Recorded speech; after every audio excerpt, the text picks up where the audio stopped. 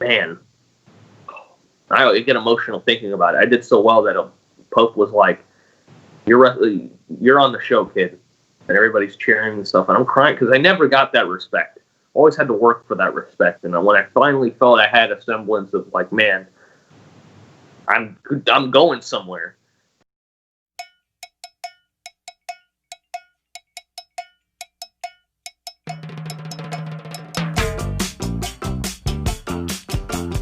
All right, welcome to a miscellaneous discussion special. I am one of your hosts, Drew. See, I'm feeling good today, Nick. And my other host, Nick, is here. Nick, how you doing? I'm doing good. Man, Drew's in such a good mood. I'm the other host today. Usually I'm just the co-host. Told you it depends on how I'm feeling. But Nick, I introduced Marquee Extreme, and I had a 1v1 interview with Skeeter, my best friend. Do you want to introduce our guest here? Well, ladies and gentlemen, we have probably our biggest interview yet. Independent wrestling superstar. Man who just appeared on MLW, which you can catch every Wednesday at 7 o'clock on YouTube. Ladies and gentlemen, Robert Martyr. What's up? Hello. Yeah, give me a clap. Give me the clap. Woo! Yeah, I deserve it. Well, hello, everybody. Shit. Holy shit. Holy shit. Holy shit. Holy shit. This is awesome. Oh my god. The whole yes. I needed that, man. There's no crowds anymore. Shit sucks. Man, it's gonna be crazy when crowds come back, man. It's gonna be it's gonna be packed. But yeah, what's up, guys? Should be fun. It's very, very fun power hour. Not NWA, but yes, sir. This is very exciting. We had a long road to get here to get to this interview, but we're here now. That's what matters. Better late than never. Yeah. So Nick, I'm not gonna hog all the questions from you, but Nick, you want to start with question number 1? Well, yeah. So you just mentioned it, Rob. So yeah, how's it been wrestling with the no crowds in the COVID era? Man, it's the fact that we're calling it the COVID era is like we're gonna look back at it and call it the COVID era. I'm like, geez, man, there was like a full year and a half. It's just gonna be no crowd wrestling. But yeah, it's very weird, especially at the start where we finally opened back up, and then you're just like hit a move. Yeah. Okay, it's just me. Okay. You almost forget because you're so used to having at least a crowd there or any type of response. But honestly, it's if you're a good wrestler, you can adjust to it easily. There's certain people that can't, but it's very weird. It's very weird, and I think that it's much better now just because we're used to it. But before, I think it was pretty hard to watch sometimes, you know. There are a lot of people who toned out wrestling because there were no crowds, and it's like it's not the same, which it's not, but for the love of the game, I still watch and enjoy. Yeah. Go ahead. Go. Yeah. Everybody's taking these fucking. I don't know if I can. Everybody's taking these precautions, which is good. You know, when I was at MLW, it was very. Everybody had masks. Everybody was all masked up, and that's great. And there is a charm that I've realized. There is a charm to having no fans. It's a lot more intimate between what's happening in the ropes, and the focus is all 100% in the ring. And it's like, you watch UFC because UFC is running, and you just hear the hits harder. And it's just like more of an intimate thing. You hear the punches, hear the connection landing in their face. It's kind of the same thing with wrestling that I see. For some companies, like when WWE was having the no crowds, like to me, it affected the product. Like the matches were just like Seth Rollins and Drew McIntyre had a really good match at Money in the Bank this year, but there was no crowd, so it's just like no one cared. It was not a good match because of the no crowd. But with like Impact Wrestling, they've had the no crowds, but for some reason, like theirs feels different. Like Impact Wrestling has been affected, like their in-ring product has not been affected by the no crowds. And I guess it just depends on the company, or I don't know what it depends on. Like it's just weird. I mean, I guess it depends on the presentation. in my opinion. I mean, if your presentation is based on the I don't know, the aura of wrestling, the characters or the bigger personalities, then I think you're going to take more of a hit in some cases. Especially with WWE, they're all about the storylines, they're all about crowd reaction, crowd participation. So it's a little different. But with like ROH, you see ROH is doing well because they're more oriented around the technical prowess of wrestling and the more sport oriented part of wrestling. So they don't really need a crowd all the time. But that's why I kind of think like when the Pure Tournament came back, it kind of had that charm. It was like no crowd, it's just wrestling, which is it kind of worked. Did you? So I'm taking you watched the Pure Tournament. Yeah, the whole thing. I personally didn't watch it. So what did you think of it? It was good. It was actually really good. I enjoyed it. It was very short, which I don't think it could have been a little longer. I could have, kept watching a couple more weeks. But for the talent that they had, they had Fred Yehi on there. They had they had Tony Deppen. What was interesting, they had Jay Lethal in the tournament. But I was thinking that it was going to be between Jay Lethal and Jonathan Gresham at the end. But it ended up being Jonathan Gresham and, I can't believe it. Hot Sauce Tracy Williams, which is interesting because now they're all a stable foundation. Yeah, and Rhett Titus is in it. Yeah, the Rhett Titus is in it. And it seems like they're taking a pretty cool angle with it because, the foundation isn't just a specific stable. Everyone can be the foundation. So that's pretty cool. I like that. I like the fan participation by Jonathan. Back on the Ring of Honor, I had a question for you since you think Ring of Honor is more based on the oriented in the in-ring product. What do you think of EC3, who is more character-driven, at least in my opinion? Absolutely. Yeah, in Ring of Honor, I think. So at first, I've met EC3. He's a really cool guy, really, really genuine guy. And I honestly, at first, I was like, oh man, I don't know how this is gonna fit. Him returning to Impact is cool. Obviously that's where he made his name and got his big break. But him going to Ring of Honor, I don't know how I feel about it. It could be good. It could be not so good. And then I see the new approach that he took with his character, the essential character 3. He put a spin on Ethan Carter III, and it made it like. And here's the thing: it's too early to say because he just landed in Ring of Honor. He hasn't really done anything yet. But from what I've seen, he's taking his character into a completely different perspective than what we thought it was going to take it to. And I like it. I think it works. I think that, EC3, whatever he wants to be called within those, 2 letters and 1 number, he has so much to do. It's like an open canvas. He can do anything. And I think I like it. I like it a lot.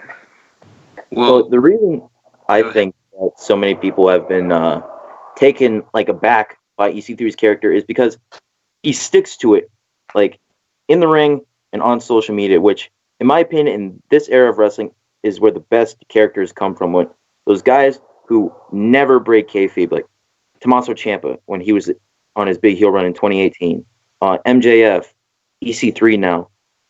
Rob, what's your opinion on guys, who in the ring they're their character and then on social media they're themselves?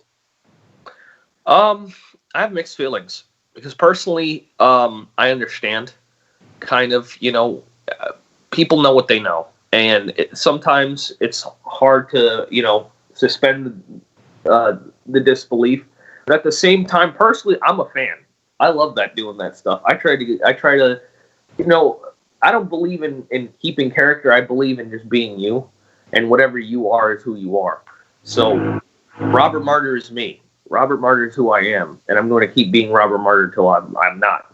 And I retire, And the same thing with Tommaso Ciampa, same thing with a guy like MJF. As you can see, it's something that captivated a lot of the fans. It captivated me. I'm a wrestler, but I'm also a fan. And I'm like, man, this is great. He's having soccer moms, emailing MJF about how he flipped off her son at a photo shoot. This is great, and it depends because it could be hit or miss. There's certain guys that have tried to do, being in character on social media, and it being a complete miss, and really changing a lot of people's opinion about him. So I guess you have to be careful, but at the same time, you're good at using that, then do it. Well, back to EC3. You met him at the most recent No Peace show, right? Yes. You two were at the same show? Yes, we were. I saw he took the, what do you call it? Skewers. Yeah, Skewers he took the skewers from Oh, God. Yeah, he was, he wrestled Atticus Kogar. Fuck yeah. Atticus Kogar. Fuck Ohio. They all suck. Whoa! Yeah. Oh, Fuck Ohio. talking to an Ohio boy right here. Oh, man. Yeah. Yeah, no, fuck Ohio. You guys suck. No, but, yeah, he was wrestling Atticus Kogar 440. Man, that was crazy. Out of all the things, because this was his independent, I guess return, debut, whatever you want to call it, as a free agent, that's the last thing I expected from EC3. When I saw that, I was like, oh my God, this is awesome. This is crazy, but this is awesome. Like, 2020 is such a weird year. When in any lifetime would I imagine EC3 coming into a bar and getting skewers planted in his skull? That's just something else, and that's shit you can probably only see at No Peace, dude. No Peace is such a special promotion. Shout out to the guy that runs it all, Jared. Man, that guy works fucking hard to make No Peace happen, and they're doing great stuff with ICW No Holds Barred. They're trying to rebuild the Florida scene and death matches. And personally, I might not be a death match wrestler per se, but I respect everybody who does it because it's wrestling. It is. I don't care what anybody tells me. It's wrestling. You can look at a guy like Akira. He's a professional wrestler. Yet he expresses, his style, his shoot style, his catch wrestling, whatever you want to call it, into death matches. Masashi Takeda is another guy. You can't tell me that these guys aren't professional wrestlers. So to see a guy like EC3, who many people thought, he's this or that, man, he really shut a lot of people up that night, and I gained a tremendous respect for EC3 because Nick sent me that, and I was like, holy cow. Like, because a lot of guys are just like, I'm not doing all that crazy stuff. Like, I'll take chairs, I'll take a table bump, I'll take a bump into a ladder, I'll do all that, but I'm not taking skewers or any of that stuff. Thumbtacks, glass.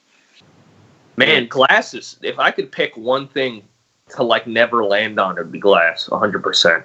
I'd rather take barbed wire over glass any day, literally any day, because glass, man, it's like the littlest speck could just you apart, and it sucks. And yeah, No Peace has always been great to me. I've only made 2 appearances, and I've been in the body count. I've been in the body count battle, and then before that, I was in another gauntlet match. And man, those two, I'm going up against and Jordan Oliver was in that match. Matthew Justice. Jimmy Lloyd, all of 440. You had Alley Cat was in there. Basically, the rejects, everybody was in there, man. And the fact that I'm not from that world and I'm coming in as, a wrestler's wrestler, and I'm holding up, getting my fucking ass handed to me, but holding up, that's what I wanted to prove. I wanted to prove that I could hang with those type of guys. So, No Peace is fucking for real. And yeah, I love No Peace. That's awesome. That's awesome. Speaking of getting your ass handed to you, you got your ass handed to you by one of the most promising wrestlers, in the world right now. One of the people that have the most potential in wrestling, Calvin Tankman, in MLW. Tell us about that whole process, getting into MLW, having that match, and working with Calvin Tankman. First off, Calvin's a monster. No doubt about it. Calvin's a beast. You want to talk about a dude that you don't want to mess with, man. I'm telling you, you don't want to fuck with Calvin Tankman, man. That dude's a monster. Man, how can I explain my how I got into MLW in the best way possible? Basically, I'd been training for Loki for a couple months, about 6 months. I was training for him, 6 months, and he knew about me, and I've trained with Key extensively because Loki will push you, man, and he pushed me to a place that I'd never been before. Working with Key is a different experience. You have to have mental toughness. You have to know what you're doing, and you have to have good technique, and that's the biggest thing for him. So, the fact that he, kind of gave me the green light, to be like, oh, when I showed up, hey, that's I'm kind of like his young boy at that point, because that's how Key is. And, one of the head of talent relations, he had known about me when I started wrestling at 14. I started wrestling at 14, so he had known about me when I started, and he'd seen my progress, and he wanted me to come in, see what I could do, and I got that opportunity. Calvin Tankman, man, MLW debut. I don't know what else to say. I'm 19, wrestling Calvin Tankman on television. That's pretty crazy, and man, and I knew I had to fucking bring it, man, because Calvin is he's a tank. He's a cake. He's Tank Man. Calvin the Tank Man. He's fucking huge. He's a beast. And I think I gave him as much as I could, more than a lot of people would. So yeah, Calvin's for real. And honestly, I'm excited because it's not the last time you'll see me. You're actually going to see me next week. So you broke the news on here. You heard that first. Breaking news. Wow. I will be returning in a tag team match against Violence is Forever. It's gonna be fun. Oh, wow! Yeah. Wow. What two matches? Like, so you're not the only person, like the only enhancement talent that we've seen on MLW recently, but you for sure have gotten the two biggest ones, Calvin Tankman and Violence is Forever. Like, no offense to Max Kruger or Alex Hammerstone, but you've definitely gotten the two biggest enhancement matches so far. So, I guess that speaks to your abilities. And I hope it reflects that. I worked very hard, and maybe I'm not. I lost 40 pounds to get in the best shape of my life. I gained another 10 pounds of muscle back, so I feel like I'm in the best shape I've ever been in. I've been working my ass off, man, and the fact that I'm this young and I'm already wrestling at this stage. I may not be contractor or anything like that, but I'm wrestling with some of the best in the world. And that's a privilege in itself. So I hope that MLW sees that in me as someone that they could use in the future. So I'm very excited. Talk about shape. How do you feel about wrestlers, like, not to give any offense to anyone, and I'm one to talk, but how do you feel about people like in the wrestling business that just look like a sack of shit? Just that was up front. Well, I mean, here's the thing, man. I'm mixed feelings. I feel like, prime example, for the longest time, people shit on Kevin Steen, for his look. I mean, I don't think Kevin Owens is ever going to be the guy that's going to be posing and, showing off his muscles, being ripped with a six-pack. He's not going to be EC3, okay? He's not. But he has such good charisma, such good talent. He's such a good wrestler. He knows so much that he's a guy that, it almost adds to him. It almost adds that the way he looks. You can go all the way back to a guy like Dusty Rhodes. Dusty Rhodes, he wasn't the most shredded man, but man, he could wrestle. I can look even more back. Dick the Bruiser, Dick Murdoch, guys like that. Harley Race. Guys, way back in the day, they had the big beer guts. Big stomach, beer guts. If you look at Hogan in his prime, his upper body was good, but man, that dude had belly. Harley Race, he had a big beard gut. He's one of the greatest professional wrestlers of all time. Of all time. Period. Absolutely. Yeah, Harley Race is like one of my heroes. Eddie Kingston, another one of my heroes. It adds to that, And if you don't use it as a crutch, then go ahead, all for it. Not everybody.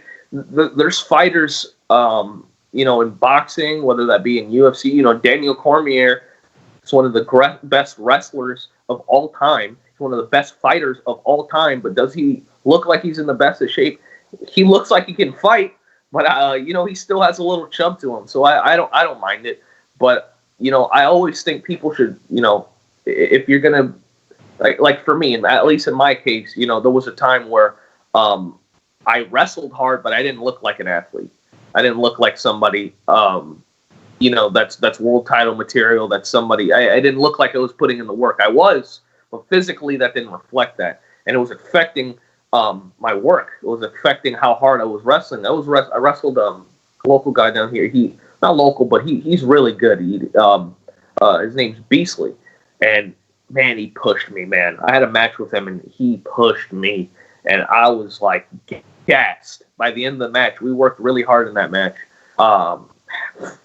And he talked to the crowd, and he said, this kid's the future. And I was like, man, if I want to keep wrestling like this, I need to change something. I can't be eating Wendy's every day, And from there on, I started hitting the gym for real. I started working out because when I did amateur wrestling, I lifted, but I didn't really lift. I was just doing it because I was there. But don't use that as a crutch. If you want to be an athlete, be an athlete. You don't have to have this bodybuilder body to be considered an athlete, be considered a fighter, whatever.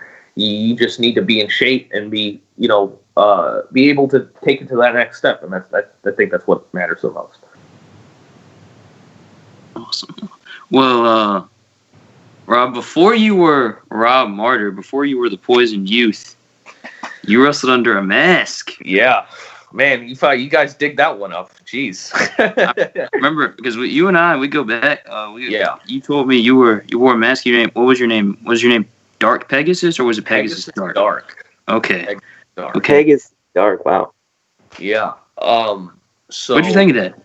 Oh man, I hated it at first. I hated it. I was not a fan.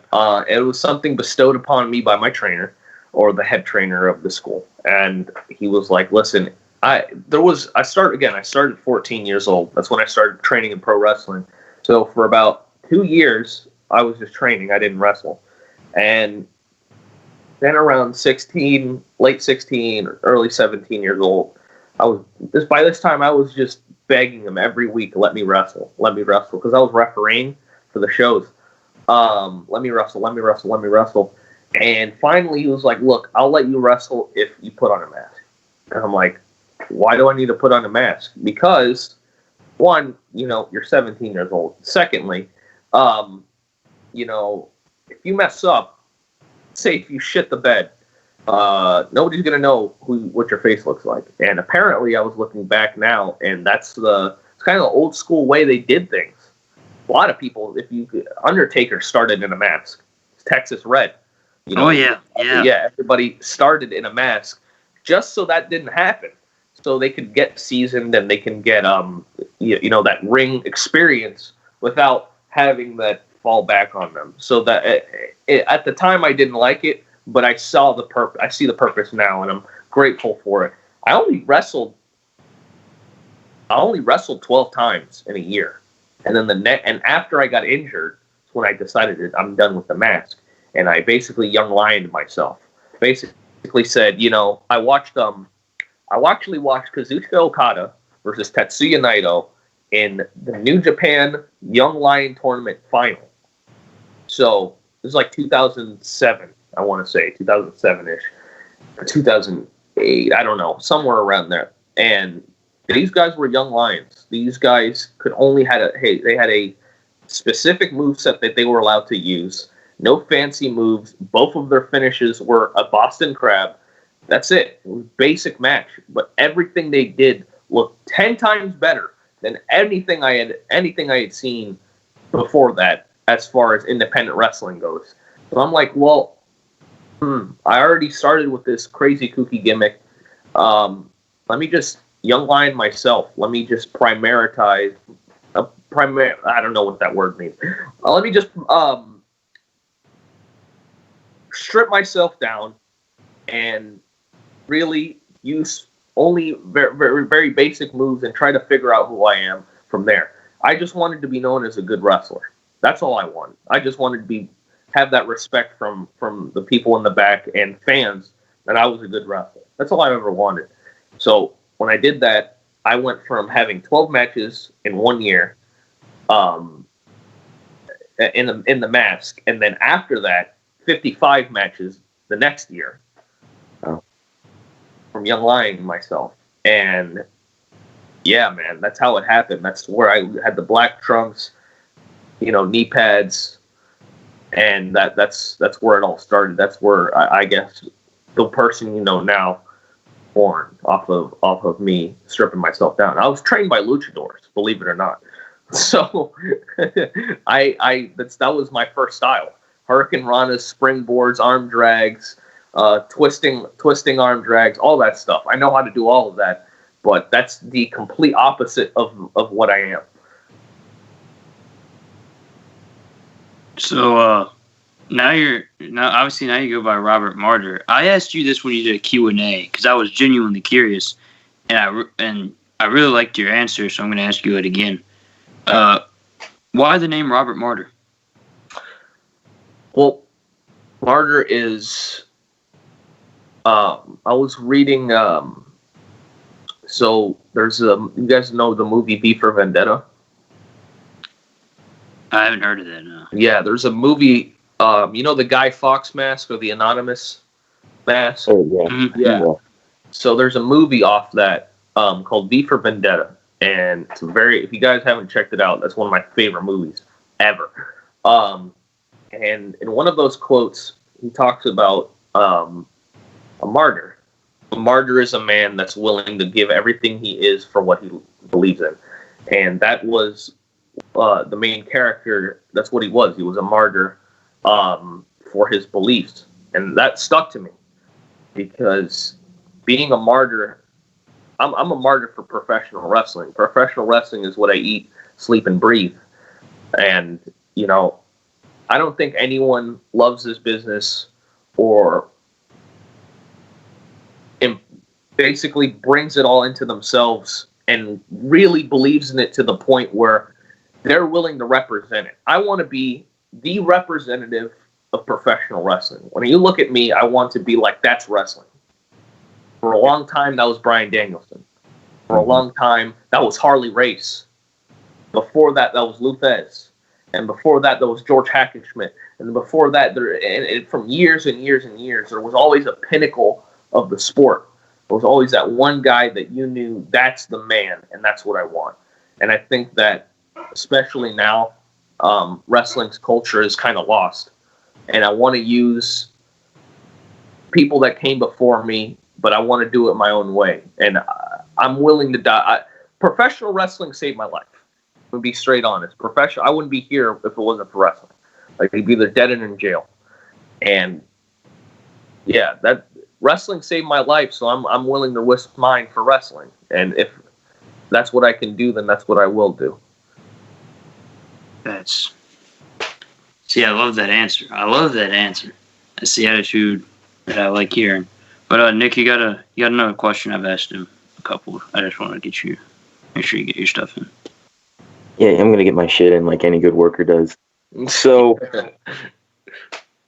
Rob, since you're a young guy in this business, everyone's got to get the generic wrestler questions out of the way, and the number one generic wrestler question is, who inspired you to get into the business?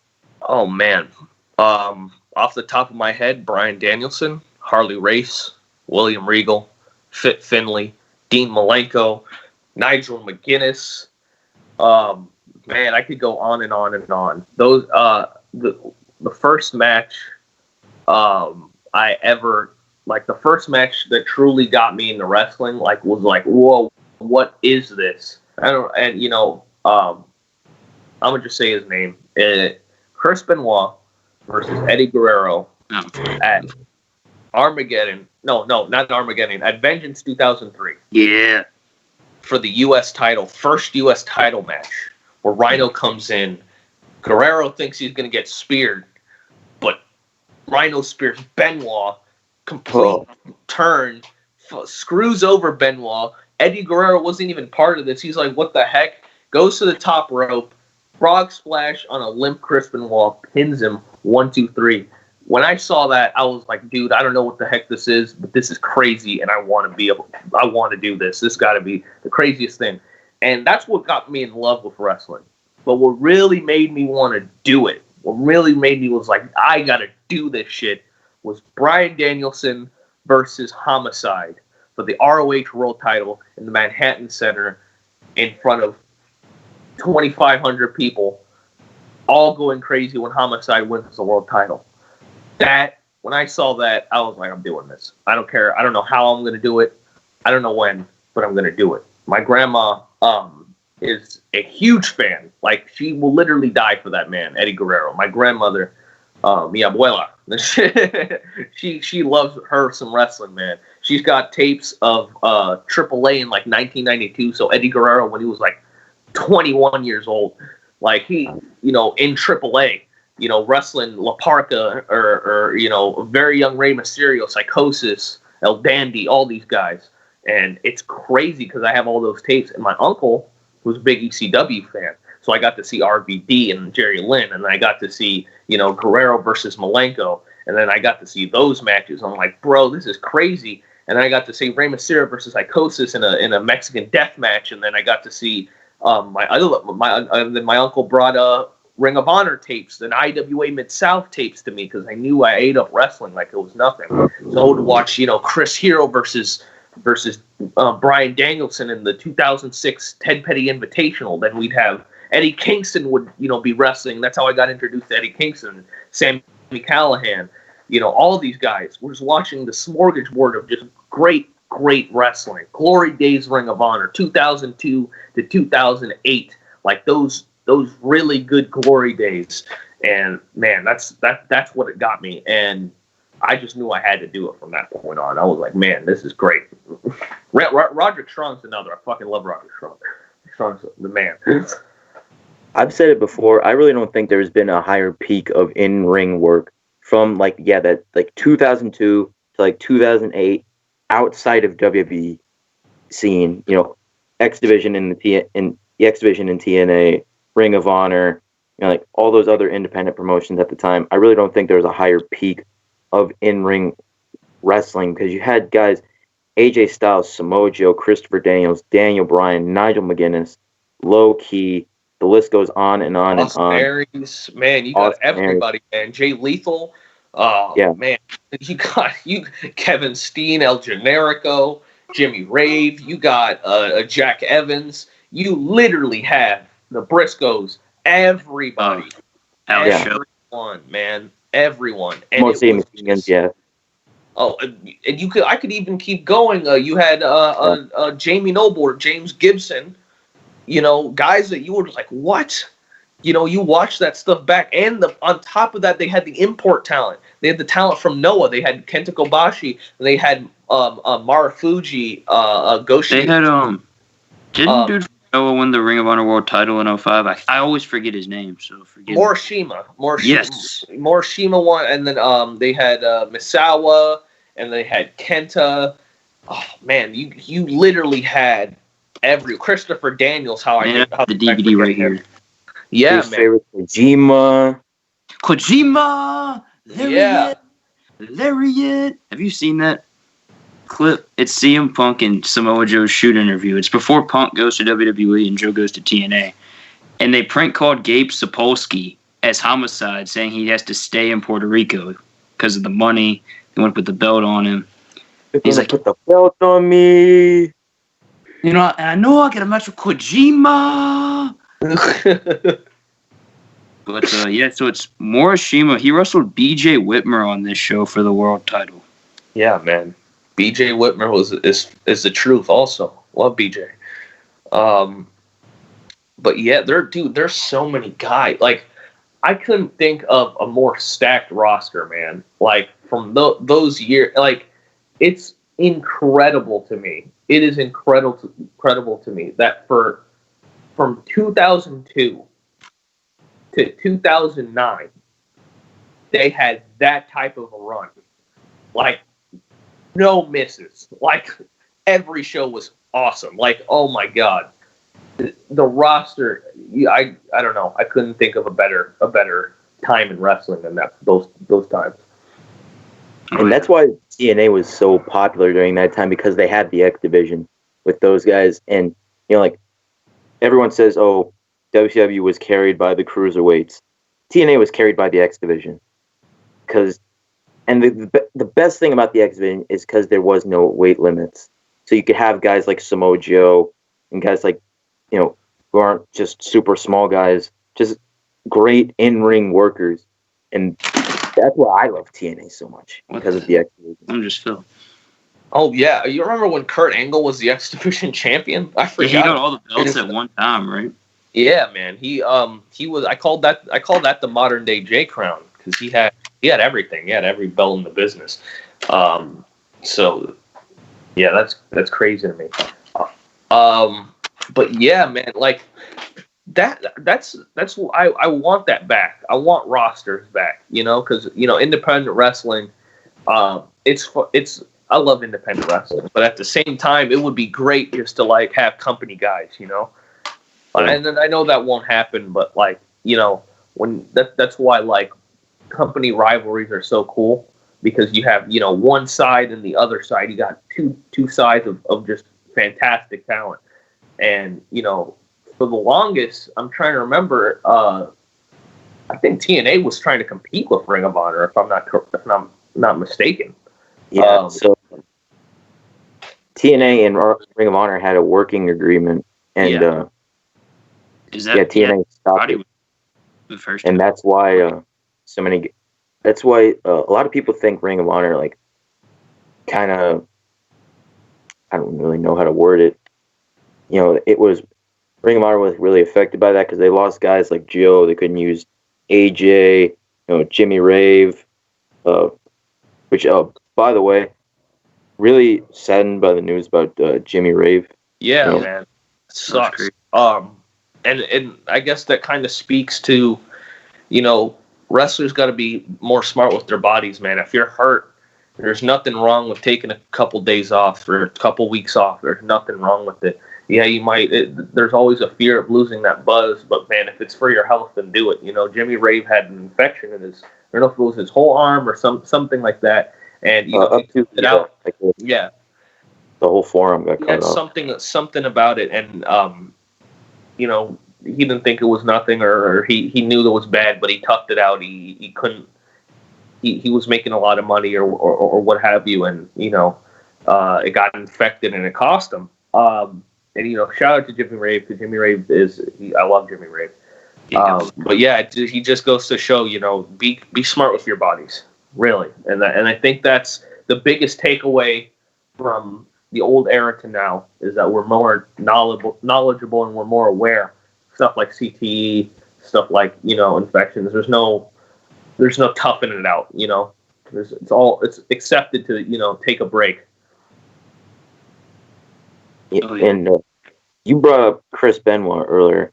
The Benoit tragedy is obviously one of the worst things to ever happen to professional wrestling. But there was, no one likes to necessarily come out and say this, but there was a light side to it, in that it kind of helped save so many wrestlers' careers and lives, because after the Benoit thing, and it's like, oh, his brain, he had the brain of a 81-year-old dementia patient, because of the CTE, and people started taking concussions more seriously, and people started taking, drug abuse more seriously after him and Eddie both died, And that's what ushered in the PG era, I mean, it's crazy that it happened twice. Think about it. It happened with the Hulk Hogan scandal. Happened with that.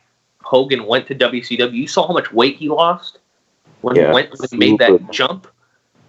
he maybe dropped like 60 pounds, just like legitimately like 60 pounds of weight.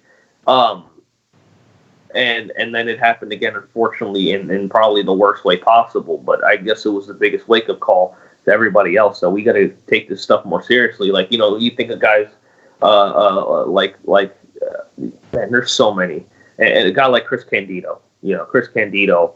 You know, he was such a good guy, but because I think he had a complication in surgery or something. But man. He injured his leg in a match, and he got a blood clot, and he flew home, and he died because of the blood clot in his leg after the surgery.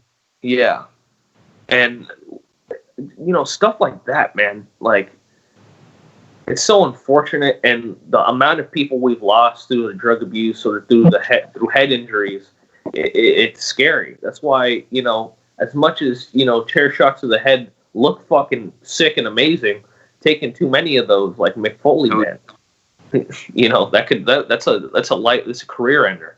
It's a life changing thing. You know, Mark Hunt is one of my favorite MMA heavyweight fighters of all time. You know, he can't even remember some of his kids' names. You know, that's horrible. So I think we're a lot more knowledgeable through events like that. And it sucks, but I think now we're a much more safer, you know, place to work, because, you know, back then men were taking chair shots like they were nothing. They were literally taking chair shots every show. I mean, I think Bob Holly had an inside joke that every time he'd just take a chair shot to the head. I don't know what it was up with Bob Holly and chair shots, but yeah, you know, sucks. But I think now we're in a more positive state because of it. Yeah. Look at any Mike Awesome Masato Tanaka match. It's like ECW 1 2005. Like, they're hitting each other in the head like it's with a chair, like it's nothing, and then, you know, 2 years later, Mike Awesome, you know, tragically, you know, commit suicide, and it sucks, man. It really does. Drug abuse sucks. Chris Canyon, you know, sucks, and hopefully we don't get any of those ever. And to be honest, like, I legitimately don't even know how Masato Tanaka is walking right now because of how many chair shots he's taken to the head. And he's so good. Have you seen Masato Tanaka recently, man? He's jacked. He's still amazing, man. Masato Tanaka is awesome. But man, I don't know what he has in his head. He still is going as hard as he was, you know, 20 years ago. Yeah. So, Drew, you got anything? You got a question? Oh, yeah. He goes on a coughing attack right when I transition to him. Yeah. So, man, something's going on. So, I did that the other day on the podcast. Yeah. So you told me to watch Vengeance 03. I unfortunately started, then stopped. I watched the opener and just stopped. Just something came up and I just didn't go back to it. But I had a question about it. You said that Zach Gowen and Mr. McMahon was a good match. Dude, that match was good. Match was dude.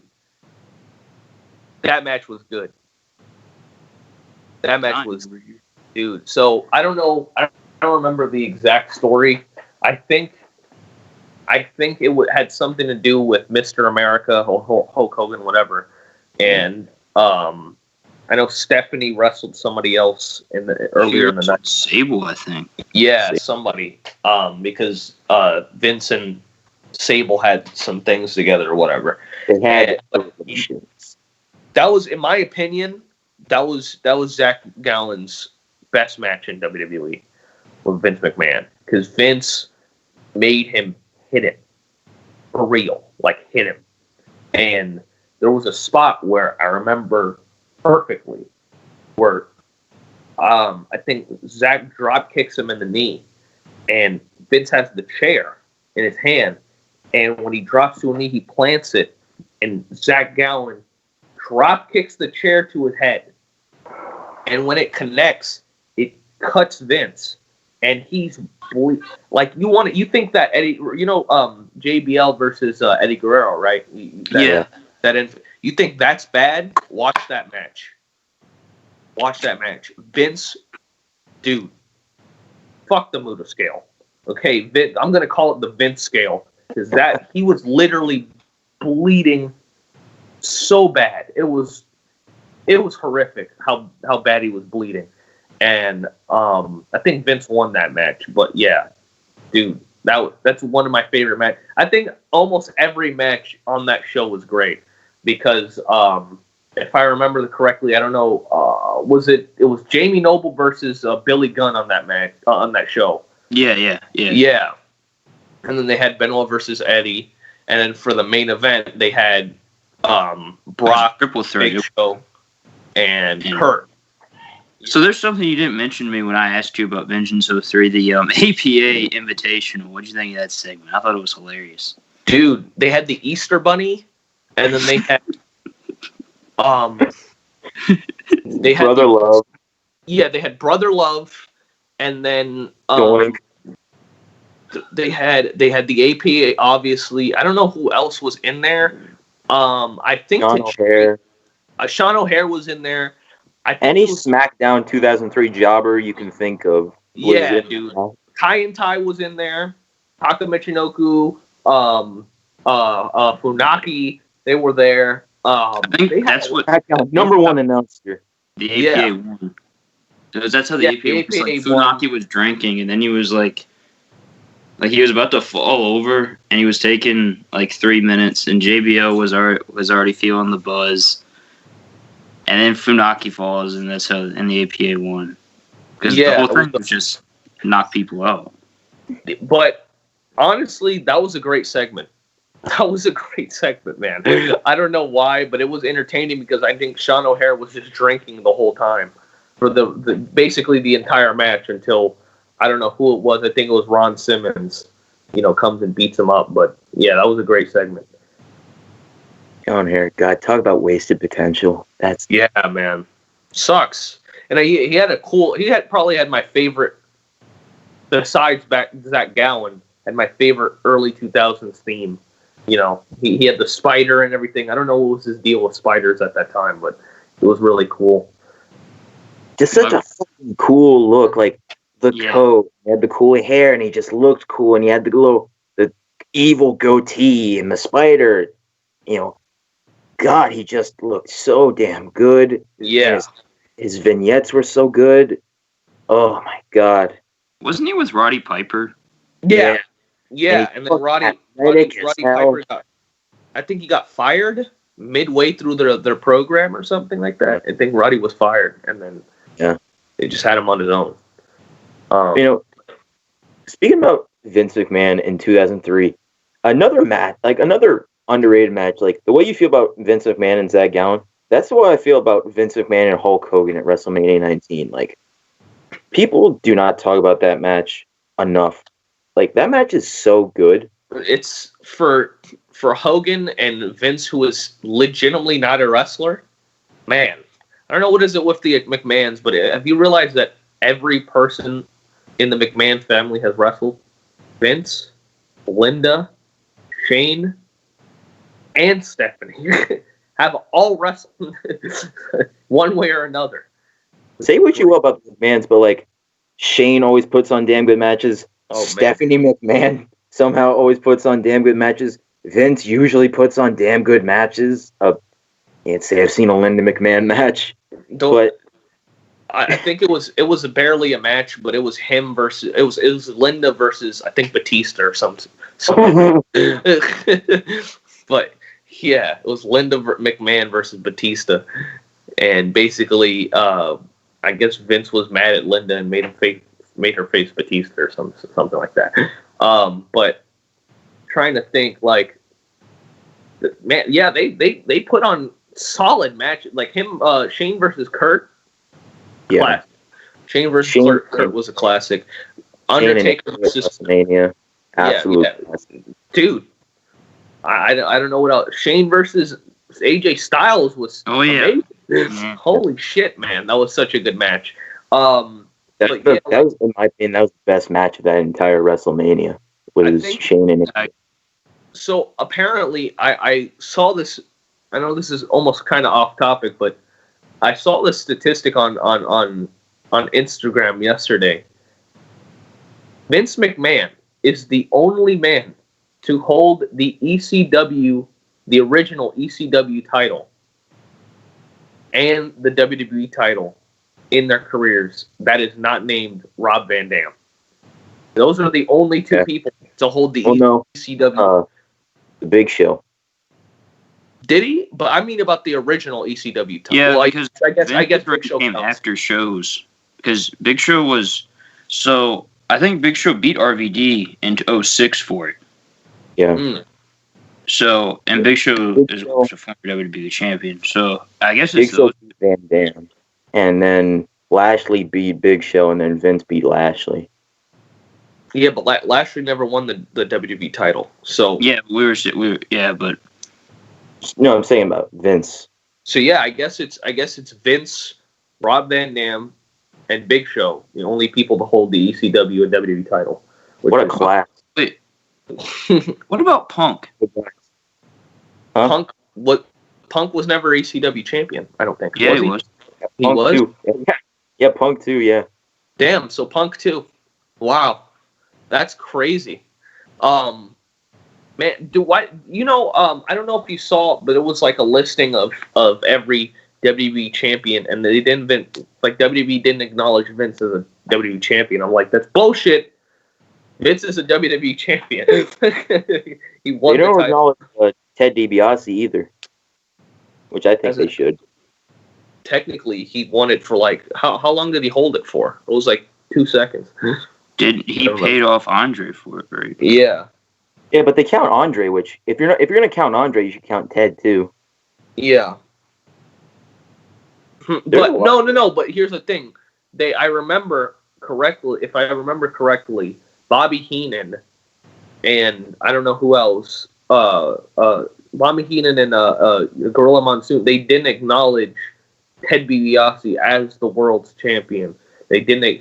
He technically had the belt and he paid off Andre to be the champion, but the WWE didn't. The WWF didn't recognize him as that. So I don't think that's why they put him as a champion. No, but the thing is, DiBiase defended the belt on house shows. Oh, he did. I've seen like a screenshot of like a picture of him with the belt, and it says Ted DiBiase, and I'm pretty sure it said WWF champion.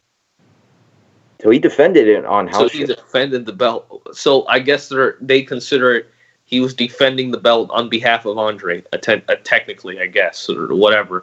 They just don't want to acknowledge him. That would be cool, man. He was the only WWF champion to technically never win the title. He just bought it off and defended it. There's a lot of phantom champions in WWF. Like Antonio Inoki is technically a WWF champion. Greg the Hammer Valentine is technically a WWF champion. Same thing with with the NWA. Bobo Brazil technically won the title. Yeah, Bobo acknowledge that. Technically the first ever African American world champion. Yeah, but they don't recognize that title. And oddly enough, Carlos Colon, NWA champion, don't acknowledge that win he had over Ric Flair. So, yeah. But yeah. Yeah. So, I was going to ask you about, so you said you were mostly influenced, your wrestling style was influenced by guys like Masato Tanaka, Fit Finlay, William Regal. I think you said that in your No Peace Fallout promo after Forfo spray painted your back. Yeah. So what drew you to them? I don't know if you answered that earlier. Yeah, Bryan Danielson, especially, Eddie Kingston, Nigel McGuinness, guys like that. What drew me, I want to say the biggest thing that drew me to them was their presence. I noticed to the ring that they weren't the most charismatic when they got there, and then their entrances, but there was like was like a respect to them that you didn't get with everybody. You didn't like for a time. When Benoit came out, he wasn't high-fiving the fans or anything like that. He just walked out. Just walked out. But there was that respect that, oh my God, this guy can go. Fit Finlay, and when you're going to see a Fit Finlay match, you're going to see a fight. Or when you see William Regal, he's going to wrestle him and it's going to be a fight. Or when you see Bryan Danielson, you're going to see a damn good match. I'm about to bring out another DVD. My dad got this at a store a few years ago. Judgment Day 2006. Chris Benoit versus Finlay. Have you wait, is that a noose? It is a noose. Ooh. Yeah, I have Vengeance 2004, and Benoit's originally. Isn't Benoit originally on that poster? Yeah, that's the picture of like is his face in black and white, and then it's no, it has Backlash. That's Backlash. Yeah, it's Backlash. Backlash 04. Yeah, Vengeance 04. Vengeance 04 is Randy Orton. Yeah, but that's like a new school DVD. But like it still says Chris Benoit on the back. Does it? Yeah, it's pretty insane. But then you go on the WWE Network and it says Triple H so and competes so in a singles match. Well, at least that's how you know. Sing. Yeah, that's how I noticed that. I was watching Bad Blood 04 earlier this year, and it just said Kane competes for the world title, and I was like, well, I guess that's the best way to put it. Yeah. So, since we celebrated 30 years of The Undertaker last year. I asked Nick this when we talked about Survivor Series. What's your favorite Undertaker story? It can be like him outside the ring, him inside the ring. From what you've heard. Like in wrestling wise, or like the stories outside of the or just in general. Any story. I'm not gonna man. Like story, not sure if I know any, but I know that him and Bruiser Brody wrestled. I think, yeah, him and Bruiser Brody wrestled in his debut match as Texas Red, and basically, I don't think he was selling for Bruiser Brody at all, and Bruiser because he didn't know how, and Bruiser Brody beat the fucking shit out of him and pinned him. That's probably the only story I know. Another one I think is remember when Shawn was Shawn versus Stone Cold, and I think Stone Cold Shawn didn't want a job to lose the title to Stone Cold. Business. And, apparently the Undertaker was waiting in the back with like a chain wrapped around his fist.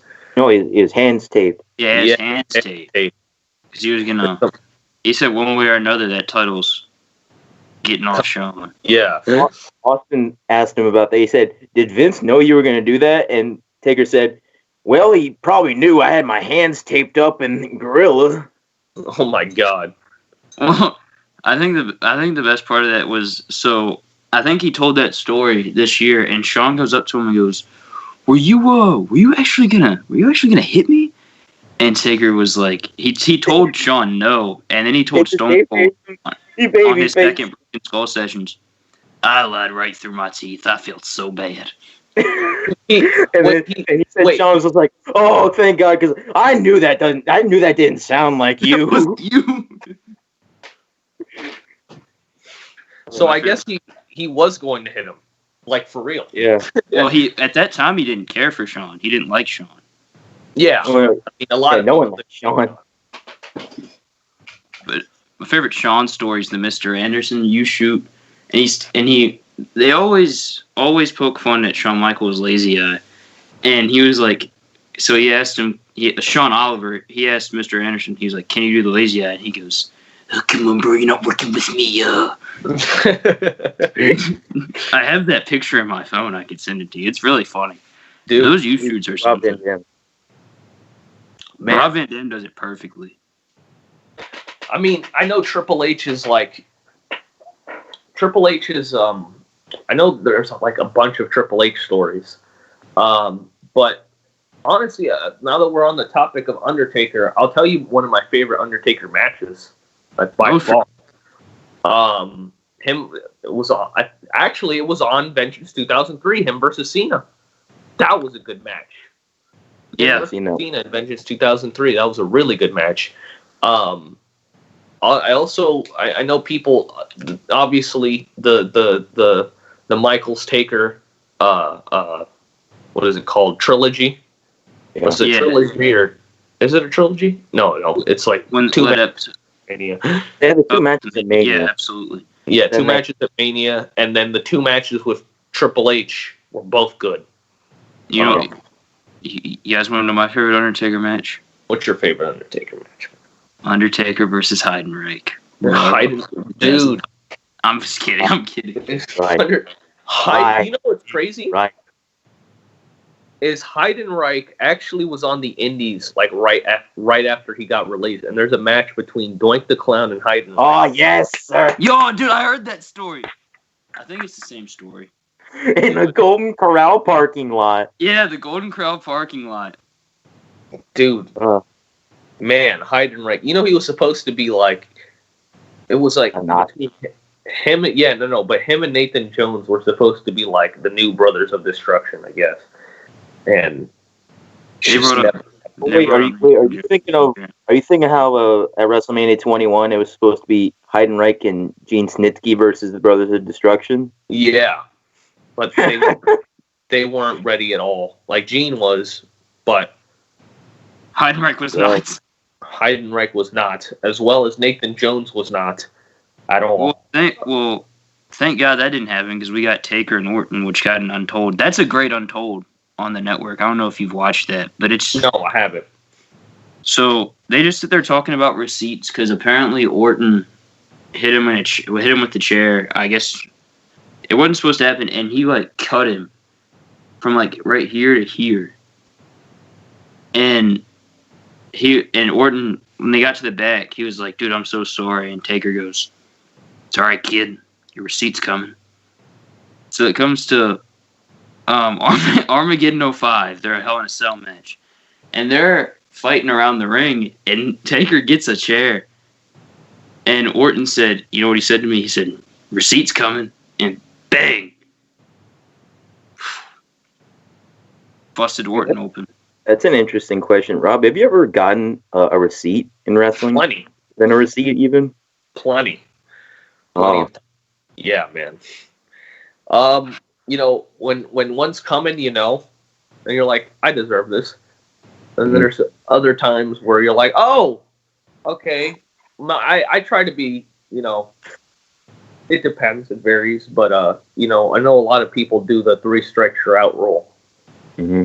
You know, they do. Okay, you mess up once, all right. Yeah, you fucked up another time. Okay, third time, all right. You got to be kidding me. So it's happened a couple times where you know I had to be a little rough, but you know that's how I wrestle anyways. I love getting hit. I legitimately love getting hit. You know, not unsafe, not reckless, but I love a good fight. And you know it happens, man. It happens. There's sometimes when I wrestle some of my best friends and I clip them for real. And I know what's coming. I know something's gonna get. I know something's coming, and that's just wrestling, man. You know, and I don't think that's necessarily bad. I think that's a bad thing. So, but also good. Obviously, as you guys know, it's a good story. A bunch of stories that can come out of that. Yeah. Well, you know, I'll just say, I'll just slip this in there. My personal favorite Undertaker match is him and Shawn first Hell in a Cell match, Bad Blood '97. I think that more than trumps their WrestleMania 25 match. People say that. Was there 25 the first one or the second one? Yeah, that was the first one. Because apparently that match is God. Apparently that match is the greatest match of all time. So I strongly disagree with. I think that match, that's in my opinion the most overrated match of all time. Their first one? Do you like their second one better? I haven't seen them at 26, but I've seen them at 25 and didn't impress me that much. Well, I think it's more the crowd got into it, is what people are like. Because Triple H said, on the last ride, actually, he said, I told Randy, we are fucked. because him and Randy Orton main evented. Yeah. And Triple H always gets that spot. Triple H always gets that spot. At 25, he got that spot, and then at WrestleMania 18, he got that spot. Yeah, when he had The Rock and Hogan. Yeah. Made with Chris Jericho, man. I would have been so mad. Because at that point, like, yeah, the world title's on the line, but, like, man, that's such a star-studded match. You can't. That's one of those matches where you make the world title the co-main, man. It's too big of a match. That's why Taker and Shawn main evented the next year. Because they knew. Well, at least back on that show, I don't know if anything was going to top that match. What about Hollywood Batista with his spotlight? Oh, man. I forgot about that. I like... You guys remember Blue Tista? Oh, yes. Yeah. I fell asleep during that match. I'm like, oh, man, Batista's got an all-blue attire. Sleep. He started wearing wrestling shoes and, like, I don't know what the hell he was on, man. I was like, what was it? Were those weren't kick pads, were they? No, they were just like sleeves. They were knee sleeves. Is that what was called? I've never learned the actual term for those. Yeah, there's a lot of basketball players wear them too. Yeah, they're knee sleeves, and what he would do is he would just put them on his shins, and then he had like the ankle high wrestling shoes, so it kind of looked like kick pads, but they weren't. Rob, do you know that there is an action figure of that attire? Of that attire? Yes, there is. He has the Bobby Fish style hat, and he's got a blue vest and sunglasses. Even though he didn't wear that at the show. That's what he wears anyways. You see him in like the Guardians of the Galaxy interviews and stuff. He's always wearing that hat and then like a scarf for some reason. Nick, you think? Now he's super duper Dave Batista, and he's got a nice mustache going on. He's losing his mind. He has a mustache now. I was thinking earlier, no way does he not get up every morning, look in the mirror, and just laugh. Does he have? You know what? What was a rivalry that really got me as a kid? Batista versus Rey Mysterio. Yeah. That's me and Drew's favorite heel turn of all time. We reenact that heel turn all the time. You are my best friend. My best friend, Rey Mysterio. You're supposed to be my friend. And then Ray's like, Dave, please, I beg you, man. I beg you. Man, I beg you, my kids, man. Ah. You're hurting me, Dave. And then on SmackDown, Dave, what would Eddie think? Eddie's dead. Eddie's dead. Oh. Batista bomb. Oh my God. How long did that feud only lasted a month? Because then after that, no way. It felt way longer than a month. Because I remember this. I watched SmackDown. I remember when I was a kid. When they moved from the CW. I don't know if they moved from the CW to Sci-Fi or the CW to another network, but I didn't get SmackDown for a good year. Sci-Fi was 2010. Dude, because was it? Yeah, because here's the thing. I remember because like with all those tapes I mentioned, like those were VHSs, yeah. So like VHSs and DVDs. That's all I had. That's the only wrestling for like most of my childhood life. It's the only wrestling I watched. I didn't know there was other wrestling out there. So I was flipping through the channels and I got on the CW and fucking Superstars was on with Edge as a world champion and Undertaker's on freaking Superstars for some reason, killing himself on Superstars. And I look back and I'm like, bro, what the fuck? Why is Undertaker on Superstars? Why is Edge on Superstars? I remember John Cena wrestled Ted DiBiase on Superstars too. Yeah, man. And I thought like that was the main show for me, man. Superstars with this shit, and then they moved to Sci-Fi. I remember this Batista Rey Mysterio feud. So they had a match at Survivor Series. They killed him. Him. And yeah, Batista had to have won because the next month he wrestled The Undertaker for the world title in a chairs match. And he got DQ'd in a chairs match. He hit him with the low blow, and Teddy Long said, "We're not going to do that, player." Bro, can we please talk about Teddy Long and his obsession with tag team matches with The Undertaker? Tonight, you're going to go one-on-one with The Undertaker. He goes, "Player, you're going to go one-on-one with The Undertaker. Holla, holla, holla." And then he plays his fucking music and dances off while fucking whoever's in the ring is like, "What the fuck, Teddy? This is going to be a tag team match." Fucking, I don't know why, but Teddy Long was great. I don't know what he had with the fucking Undertaker. That was great.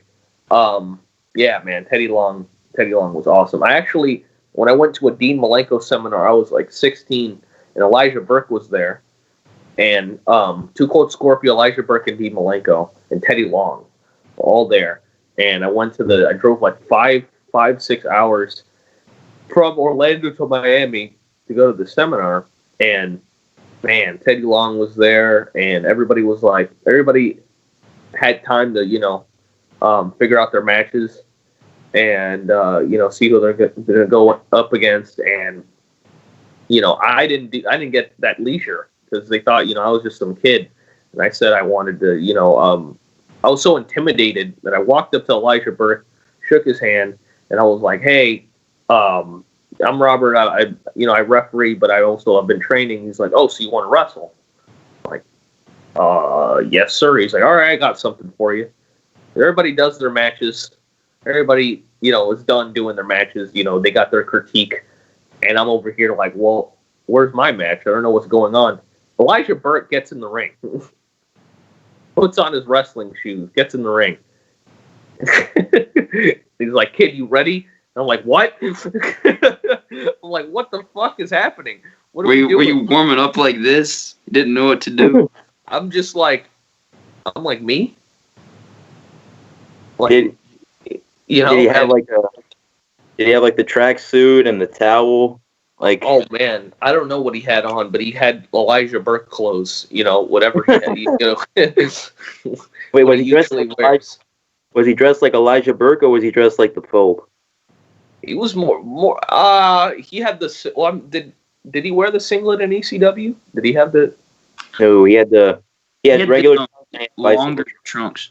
No, he had the not the singlet, but he had like that Under Armour deal, whatever this with the with the gloves and everything. Yeah, I think that's what he wears now. Yeah, but he had that on. But yeah, D'Angelo Dinero. Hope, man, he's such a great guy, man. And yeah, man, that was the first time I cried in a ring because I had been like everybody hated me when I started because I was so young. Well, I got the shit beat out of me by everybody. Everybody beat the shit out of me. I was banned from 2 promotions before I even debuted. Banned. So I was like, all right, that's why I wrestled 12 times in a year. I only worked 2 promotions. And I had, and everybody that was there was banging on the ring and freaking out, and it was genuine, and I cried in the middle of the ring, man. And basically, whoever impressed the most was going to be able to wrestle the next day. So I wasn't prepared for that. They had a show the next day, and they were going to wrestle on it. And I did so well, I guess, that man, I get emotional thinking about it. I did so well that Pope was like, "You're on the show, kid," and everybody's cheering and stuff, and I'm crying because I never got that respect. Always had to work for that respect, and when I finally felt I had a semblance of like, man, I'm going somewhere. That's what it felt, and I didn't know. Little old me, I didn't know that I would be ending up making my pro debut wrestling him the night after. So Wow. yeah, be That's wrestling him the night after. And I don't consider squashes like my squash matches before matches, but I will always say my debut match was Elijah Burke. So I've on Instagram a couple weeks ago, I posted on my Instagram story. It's a crime that man has never been a world champion. oh man, He's so unbelievably talented. Like, good in the ring, full of charisma, good on the mic, has $1 million smile, has the whole look. Oh my God, he's so good. and he's so knowledgeable too, man. He's such a wealth of knowledge, and he's one of those guys that's been doing it for so long that you would think he, why would he want to help other people? He's done it so long. He has nothing else to do to prove in the business, and man, he just goes out of his way to help people like me, and just be a mentor to a lot of people. And he's definitely a mentor to me. And man, it's crazy. He's actually what is he? NWA national television champion or national champion? Yeah, he won. He beat Zicky Dice for it. Yeah. Speaking. Go ahead. Sorry to cut you off, but me and Drew were huge fans of the NWA. Yeah, and man.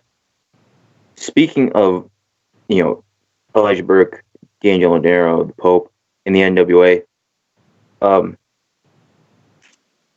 Elijah Burke, he was obviously in the NWA when Power was still going on, and we never got to see the conclusion of this feud, but he was feuding with Eddie Kingston for a little bit. Yeah. And that feud created my personal favorite Eddie Kingston promo of all time. He's the only man that could silence the GPB studios. So, Rob, I'm not sure if you've ever seen the segment. So yes, I have. I've seen it many times. Yeah. Basically, I don't know what the tag team was that he associated himself with. Bouncers. Drew, was it the Bouncers or the Dawsons? The Dawsons. Bouncers. It was the Bouncers. No. The Dawsons ended up leaving because they lost to C.W. Anderson, who just recently retired, and Caleb Conley. Okay, yeah. Yeah, it was either I swear it was the Dawsons, but I could be wrong. Regardless, he was associating himself, and he wanted to recruit Eddie Kingston. It was Dawsons. It was the Dawsons, yeah. Yeah. Okay.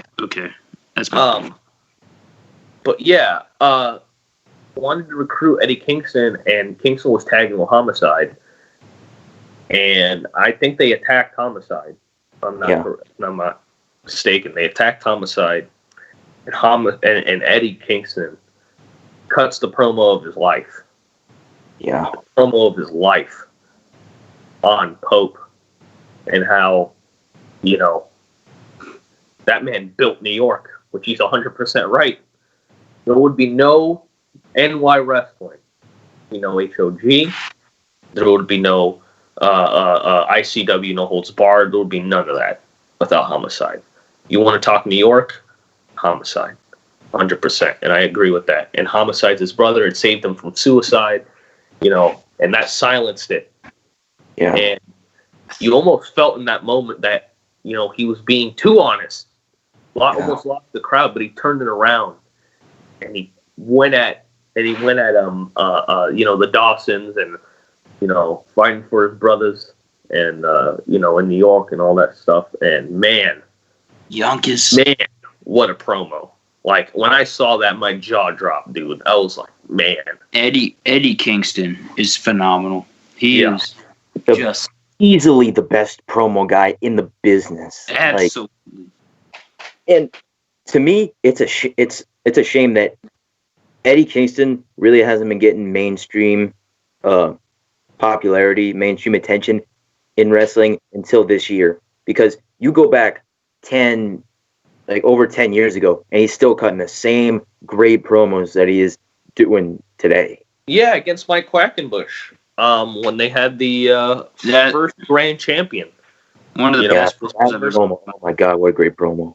Yeah, him versus Quackenbush, and it was a promo for Larry Sweeney. Like he's been doing this for years, Eddie Kingston is a guy that I was like, man, you know, I got into wrestling as hard as I did because, you know, Eddie Kingston could be my fucking uncle, dude. Literally could be my uncle. My family is from Harlem. My family's from New York. My family is from everywhere. And in New York, you know, Manhattan, Brooklyn, Bronx, Queens, Long Island, all from there. And, you know, those guys could be my uncle. Like, Eddie literally could be a family member of mine. So to see him representing Puerto Rico, representing, you know, having that lifestyle from the streets, I grew up there, man. And to see him doing pro wrestling, dude, that gave me the door that I was like, okay, I can do this too. Somebody that looks like me could do it too, you know? Because all I saw was, you know, guys like, I don't know, like Bob Holly or you know, just big, jacked, bodybuilder muscle guys. And, you know, here's Eddie Kingston beating the shit out of people. But, you know, he's not a bodybuilder in any sense of the word, but he can fight. And that's what I respected about him. And the thing about Eddie Kingston is, like, you'll have other, like, people that are, like, people in wrestling that are, like, from the streets or however you want to put it. And they'll, like, cut these promos about, oh, yeah, I grew up on the streets, blah, blah, blah. And you're like, dude, shut up. Like, no, you weren't. And then, like, but, like, with Eddie Kingston, he'll say, like, I grew up on the streets. I had to fight for my life every single day.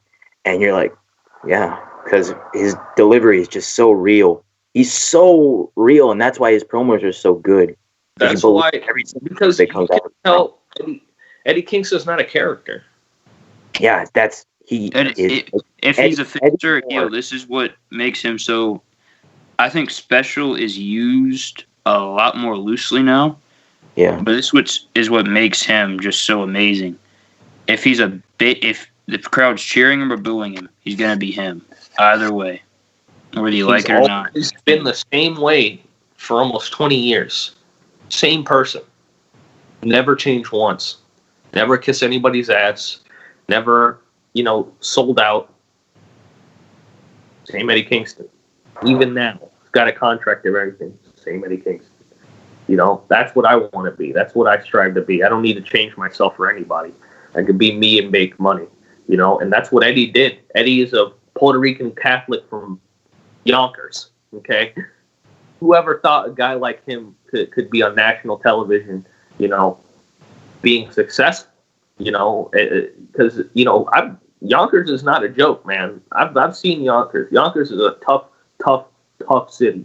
Brooklyn got cleaned up. Bronx is okay. Harlem got cleaned up a little bit. But Yonkers, man, Yonkers is tough. Yonkers is a tough place to live. And the fact that he came out of that environment and made a better version of himself, you know, that's all you can ask for. And that's how real he is. Always real. Always shooting from the hip, man. And that's the best promos to me. When you're speaking from the heart and you believe what you're saying, you know, there is no fakeness about it. You can tell when guys cut, you know, promos, and you can tell it's kind of like a, you know, oh, he's cutting a promo. He's speaking in a cadence that you can tell it's a promo. Eddie doesn't speak like that. Eddie speaks how Eddie speaks. Eddie's just talking. Eddie's just telling you how it is. He's just being Eddie, you know, and very few guys can do that. You know, there's a lot of people that you can tell, like, they're thinking of what they're saying. Eddie's just talking, and that's very hard. Very hard to do. Like, no one's ever gotten over on a scripted promo. Man. Nobody. I don't think anybody, like, and the amount of people that have tried, you know, Roman Reigns suffering succotash, son. Like, dude, you know how long it took. Not easy to say. Oh man, suffering succotash, son, because I couldn't remember the whole thing. But, dude, like, you hear that and you're like, man, it took him years to stomach that down. Years for people to forget about that. Now he's on the top of the world. Now he's who, you know, the head of the table. He is the head of the table. Yeah, the tribal chief. The tribal chief, man. And you're just like, yes, Roman. You don't have to talk all the time. You don't have to do this with your fists all the time, okay? You don't have to do that stuff. All you have to do is just be who you are. And Roman found it. Roman is him now, you know? So, and sometimes it takes time. So. And you look at a guy like John Cena, who they'll hand him a script and he'll just look at it. All right, yeah, I'll talk about that. And he won't use any of the lines. He'll just take the promo. Okay, this is what they want me to say. I'm going to put it in my own words and actually make it sound good. Yeah. And like when I started wrestling, I went to my I was like 14, dude. I went to my trainer, and I was like, "So where are the scripts?" Oh, that's another story I wanted to ask you about. I didn't know. I didn't know. It was like So sorry to cut you off if I did, but you said that when you first went and you walked in to wrestling school, you didn't shake anybody's hand. You didn't wait to say, like, wait for a drill. You went to the top. I don't know. It was on your Pro Wrestling Unlimited interview, and you just did a swanton. Yeah.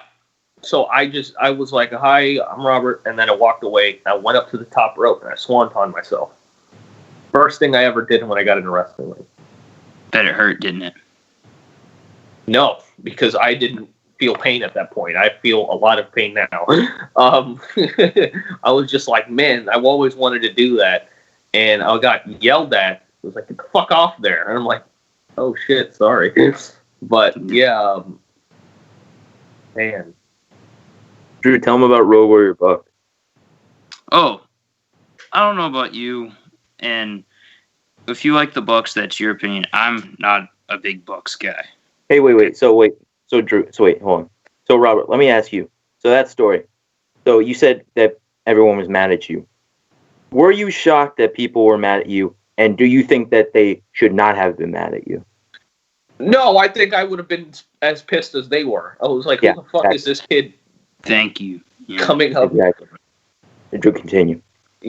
So, I don't know when this. So the Bucks were training with Super Dragon. Yeah. And the drill was, I think it was either a body slam or scoop slam. Scoop slam, run the ropes, come off, elbow drop. That's the drill. So Matt Jackson, he's like, so my turn came. So I did scoop slam, shooting star press, and Super Dragon got in his face like, what the fuck are you doing? What the fuck is wrong with you? This is not what I told you to do. And he was like shocked that they were mad at him, and he like took it with pride. And I just don't think that's the way to do that. Like, you know what I mean? Like, I don't know if I would have gotten in his face, but I would have been like, dude, that's not the drill.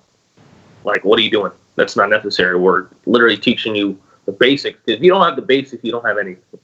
So, yeah, that's kind of weird. It takes it in vain, but, I don't know this whole story, but, yeah, I guess he was just trying to show off or something like that, but yeah, dude. Well, I'll say this: I'm not trying to make you look bad because we don't like the Bucks. Oh man, No, I'm just saying, like, if you're being told by your trainer what the drill is, you don't do the drill. You like purposely do, a fucking shooting star press. Like, what are you doing? But I think. Didn't the Bucks come from backyard wrestling? Like they were backyarders at first. Well, they started, I'm guessing, right? So yeah, I didn't think they had a concept of like, time and place and stuff like that. But, oddly enough, they made a living out of, quote, killing the business. So, I mean, if it works for them, it works. Yeah, they're making money. What do I know? They're making money. What do I know? But at the same time, I think their impact had a positive but negative effect because now everyone does dives in the first match. Now everyone does a shooting star press in the first match, and it kind of kills the card. Like I think that's probably my biggest grievance with wrestling right now is that the card makes no fucking sense at all. Like certain cards just what is happening? Like I don't know, like sometimes it'll be the main event in the first match. And I'm like, what the fuck? Like, what is happening right now? And they'll have like, I don't know. I'm a victim of this, but I hate random, what is it called? Multi-mans. I think that's the dumbest shit ever. I think that's like just an excuse to put more people on the card.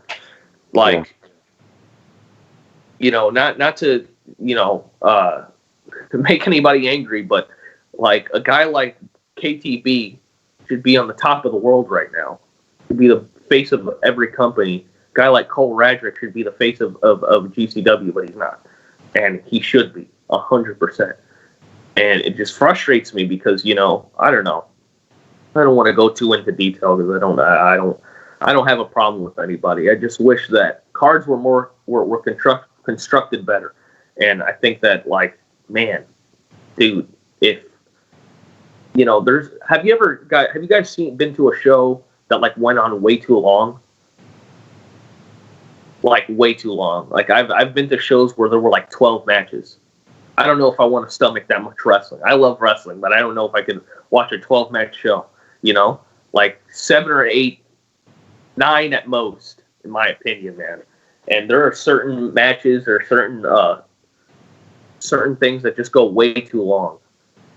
But and I'm personally not a fan of just, okay, these guys are going to have a match because we want to see these guys have a match, Like, I like story in my wrestling. And even if you have a story and you ruin it, and people are like, oh, but the match is still going to be good. I'm like, yeah, but I don't care now.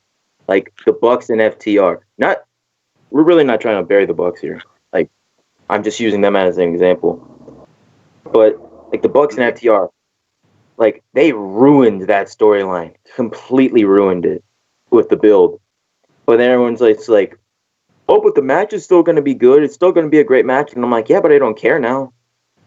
Yeah, I think FTR actually like complained a little bit about they think the build could have been better. But yeah, they did. If man, if that was the one exception, that match was fucking crazy good. But like, you're right. Like, imagine that with like the proper build, and it could have just been so much better. Not always a good match can hold a good show. It's not always the case. Good stories, bring people back every single time, and I will always say, good stories win every time, single time. There's like no thing in the history like, and it doesn't even have to be an elaborate story. Mm-hmm. Think of a match like Terry Funk versus Jerry Lawler. The only reason these two fucking guys wrestled is because there was such a debate on who was better. And it got to the point where they were fighting in an empty arena, ripping each other's eyes off. It built to such a blood-scathing feud. But at first, it really didn't have a story. These were guys from completely separate territories coming together and wrestling, and it just became a feud. Dusty versus Terry, another fucking feud that was fantastic. I don't remember the exact reason the feud started, but man, like Dusty sucks eggs, the t-shirt coming at Dusty saying he looks like a sick dog, coming at his sons, like, man, Terry was going off. There's a story, like, my thing is, why have I'll put it this way, why have a normal pizza when you could add, a normal pizza is going to be fucking great. I love cheese pizza. But if you add all these cool ass toppings, it's going to make it that much better. Yeah. So like in the long run. Go ahead. Go ahead. No. Go ahead. No, go ahead. No, I was just saying that. Yeah, it's like a pizza with toppings, man. It's just putting that stuff on. It's going to make it so much better. So when you add a story to a good match, that's what makes it so much better, man. Because you can not only, and it makes you watch more wrestling, right? Let's say you watch the match without the story. now it makes you, okay, now I got to go back and I got to watch the whole feud. That happens for me all the time. I recently, I got a bunch of DVDs, so I'm going back and I'm trying to watch every Danielson feud that he had, every single one. So I finished him versus Morishima, and I finished him versus Jack Evans, and then I finished him versus James Gibson, and now I'm on him versus Roderick Strong, and now and then I have to do him versus Joe, and then him versus Loki. Those are and him versus Austin Aries, and him versus Nigel. I'm saving Nigel for the last one because that match, they had so many matches, so I'm saving that for last. But just by those good matches, it's making me watch more wrestling, and I think people need to watch more wrestling. Yeah, like so I had always heard, oh, WrestleMania 17, the greatest pay-per-view of all time. So like 3 years ago, I'm like, all right, I'm gonna actually watch it, and I watched it. And I'm like, oh my god, that was so good. I got to see what happened the Raw after that, and then I'm like, oh man, I got to see what happened at Backlash. Oh my god, I got to see what happened pay-per-view after that and pay-per-view after that, and I just started watching these random 2001 pay-per-views just because the one show was so good. Yeah. And it's like, that's what I love about wrestling, man. I don't think wrestling will. It never stops. It's a never ending trope of stories. It's literally never ending. Like it's one feud to the next, one stage of your career to the next, and it just never ends. Like I don't know. It's like what can I put it to? It's like the anime or the movie or the series that just has like 100 seasons, but it's still that good. Yeah. Like obviously there's going to be season 5 where it starts to get a little sucky, but then it comes back in season 6 or whatever it may be. And that's what's so cool about wrestling. I think wrestling is like this smorgasbord of like, there is no other medium. Literally no other medium that can offer you what wrestling offers you. It's literally of every choice. You want sport-oriented wrestling? You've got that. You got Ring of Honor, you got MLW, you got early Evolve, you have Evolve Wrestling. Like you want that sport-oriented? You've got that. New Japan, whatever, All Japan. Then you want more of a comedy wrestling? Go to DDT. Watch DDT. Watch some of Chikara stuff. You want Japanese lucha. Chikara. You go to Toryumon in Japan. You want some what is it called? Strong style. Watch fucking New Japan in the early 2000s with Katsuyori Shibata killing people, man. You have so much wrestling that is across the spectrum. It's just everywhere. Old school, new school, glory days, whatever that may be, you have it. And that's what's so cool about wrestling, man. There's nothing like it. There's nothing like it on the planet. Rob, so one of your favorite bands is Green Day, and you enter to Green Day. Like, yeah. That's your entrance theme. Brains do. By Green Day, yeah. So would you consider Green Day your favorite band of all time? No, not my favorite band. I like the band a lot. A lot of people give it shit, which I understand. But I enjoy them. My favorite. Yeah. But my favorite band, period? Man, that's hard because I listen to so much that it's kind of hard to give that title. I'm a huge Dead Kennedys fan. I'm a huge I just love punk in general, but I love man, I'm trying to think. Not Black Flag. What are they fucking called? I can't think of. Descendants. I love the Descendants. I love a lot of bands. Oh shit, dude. Oh man, I just had them in my head. Do you guys know what Down Rodeo is? That song, Down Rodeo. You ever heard of Down Rodeo? Man, how could I forget? Tom Morello is the guitarist. Tom Morello, Down Rodeo, Bulls on Parade. You know Bulls on Parade? Yeah. By what's the band that How could I forget? I look Wasn't that so Rage bad. Against the Machine? Yes, Rage Against the Machine. I'm sorry. And I then love it. My Chemical Romance covered it. I was never a big fan of My Chemical Romance. I've never heard of them, but so the only reason I know they broke up, I didn't know they broke up. So on my birthday, everyone was like, "Holy shit, it's March 22nd." And then I'm like, "What's March 22nd?" Because like it's my birthday. I look it up. First thing is My Chemical Romance breaks up, and I'm like, "What the fuck?" No, Drew, I know the first thing in your head was like, you guys care that much about me? No, My that's not true at all. I knew. Man, I knew my birthday. It's my birthday. You know,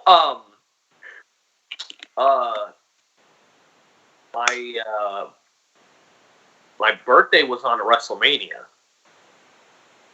March 14th. I think it's WrestleMania 20 is on my birthday.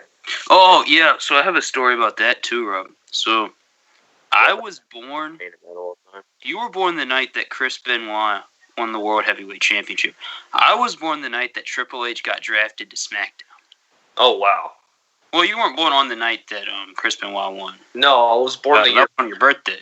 Yeah, it was the year before. But I was born on the night Triple H went to SmackDown in 2004. What the hell things in wrestling have happened on the day after Christmas? Because that's when I was born. Probably a lot that I just don't remember. But yeah, I was born in 2001. So, yeah, I think when was WrestleMania 20? When was that year? 2004. Yeah, 2004. So a couple of years. I was like 3 when that came out. But yeah, man. You before it cut off, you said a lot of wrestlers listen to different workout tapes. I love listening to it goes from metal to hardcore punk to rap, back to a guy like Slayer, Black Flag, whatever the case may be. So I listen to Code Orange. I fucking love Code Orange. Code Orange is awesome. And they do a lot of WWE stuff now. I'm pretty sure, but yeah. I love Code Orange. And I listen to a lot of those. I am a huge fan of probably the most underrated punk band of all time is the Dead Presidents. Those guys are fucking crazy. Dead Presidents, nobody really knows about them. They're fucking sick. I like Germs. Germs are cool. I like a lot of punk bands. But yeah, I listen to rap too. Big L, the Ghetto Boys, a lot of old school rap. So I like that too. MF Doom is probably my favorite. I love MF Doom. MF Doom is the GOAT. Me and Drew's favorite. What about me and Drew's favorite mutual band, 3 Days Grace? 3 Days, dude. Yeah, dude. Everyone I know, and maybe it's just because they're wrestling fans, associates 3 Days Grace with SmackDown vs. Raw 2007. Dude, that's the best soundtrack of all time. Dude, legit. Like, if I hear "Lonely Train," oh man, what a song! I love that song. Sometimes rolling down the line makes me lonely. Like, I immediately think of the games. Like, I don't know, man. Like, those games are synonymous. Or not the games. The music is synonymous with those games, man. I wonder what I don't think they care because it's like it's publicity for the band. You ever just think like the band, like everyone knows that they're attached to these games. I wonder if because I remember one time this band that did Eddie Edwards' ROH theme knew Ring of Honor used them for Eddie Edwards' theme because they said this is the theme to Eddie Edwards, and they didn't care about wrestling. They were like, at that wrestling thingy, I kid you not, that's what they said. And it makes me wonder if they like remember that because Killswitch Engage, I don't know if you're a fan of them. Yeah, their song Unleashed was supposed to be used for, I think, Seth Rollins. It's one of their newer singles, but it's really good. But But the guitarist said it was supposed to be used for a wrestler, and it sounds like a Rollins theme. Yeah. To be honest. But True, End of Heartache is that's where the move comes from. That's where the move name. Yeah, and he used it after a while. Yeah. But Drew, didn't you tell me that Our Lady's Peace don't play Chris Benoit's theme anymore? Yeah, no, they do absolutely do not. Well, I Did know they make that song for him? While he was still alive, he was like, "This song is the theme song for a good buddy of ours, wrestler Chris Benoit," and then they were like, "Yeah, play the song." Yeah, so they well, I don't think they want to play it, and I don't think they can play it. Just did you tell me that they played it like once? No, it was one of their hits. I've never heard of Our Lady Peace besides that theme. Yeah, no, but that was on one of their albums. The full song was on their album, and that's one of their biggest songs. I've heard the full song. The full song's like pretty good. It's long as shit. Yeah, that intro is so long. It's like that gives me goosebumps. I kid you not. Kind of scares me. Yeah, dude, it's haunting, man. But I don't know. It was just such a it's a theme that you'll never forget. It's such a good theme song. Yeah. You know whose theme was really good? Shane Helm's theme. It's time, and then there's it's time for room. It's time. Yeah, I like that theme a lot. I remember that's his theme in 08. That's one of the few reasons why I remember it. Yeah. And well, I asked you this off air. What's your favorite wrestling video game? So by far, it's got to be. I literally grew up destroying my cousins with Tajiri. Okay, I destroyed all of them, murdered them. Tajiri, my God. Okay, Tajiri, Eddie Guerrero, Benoit, and Kurt were my favorite people to play. But by far, I'm untouchable with Tajiri on SmackDown. Not SmackDown. Here Comes the Pain. Man, I'm a monster on that game. I'm a monster. I think that is literally the most complete wrestling game because you can do so much in that game. It's not animation based, the arcade style, but it's perfected. In that game, it's I think it's literally the pace is perfected. Yeah, I know they don't really sell in that game because it's an arcade, but dude, the moves look brutal, and you see the moves now in 2K, and they're much more realistic. But dude, it's a different feel, man. When you play those games, and Tajiri hits the mist, and then he kicks you in the face, and flips 6 times. Yeah, I think the closest fun I've had to a modern wrestling game was WWE All Stars. That was probably that was a good game, man. That was a good game. Dude, so many people hate on that game because it's an arcade style wrestling game, and it's that's the point. What were you? So fun. It's so fun. The finishers, they looked super cool. The finishers were crazy. The storylines were cool because they had voice actors and stuff. And their entrances. I was a big fan of the Undertaker storyline in Path to Champions. I like the DX one. DX one was cool. I like that one. The DX one was funny because I think they said something like, "You're playing us in a video game," and Sean was like, "Well, there goes the fourth wall." Or something like that. Yeah, something like that. Hold up a copy of the game. Yeah. I don't know what my favorite wrestling game is because, usually I say 07, but I suck at 07 gameplay-wise. 2011 was really good. 2008 was really good. 2011 was my favorite. 09 was okay. I hated 2010, but 11 was really good. Oh, I am a huge fan of 2010. Yeah. Was it better than 09 though? 09 was really good.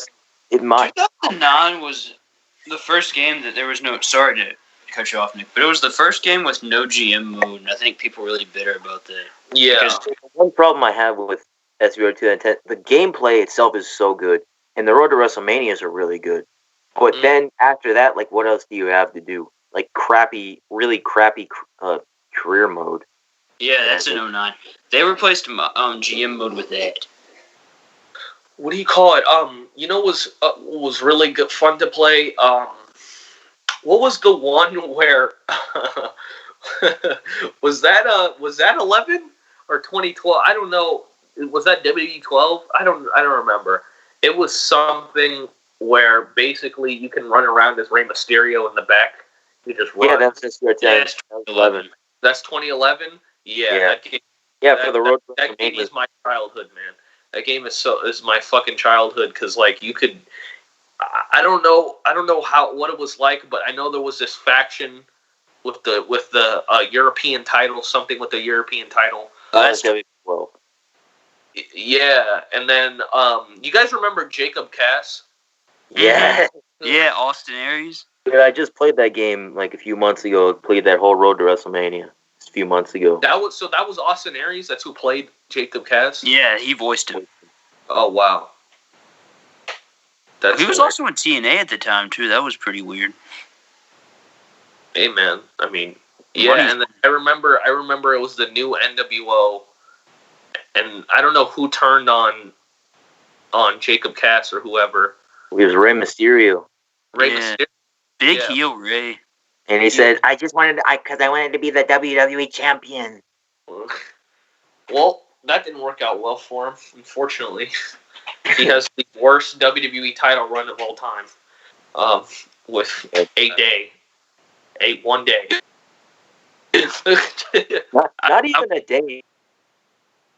2 hours. Yeah, 2 hours. I remember watching a shoot interview and they asked him about that.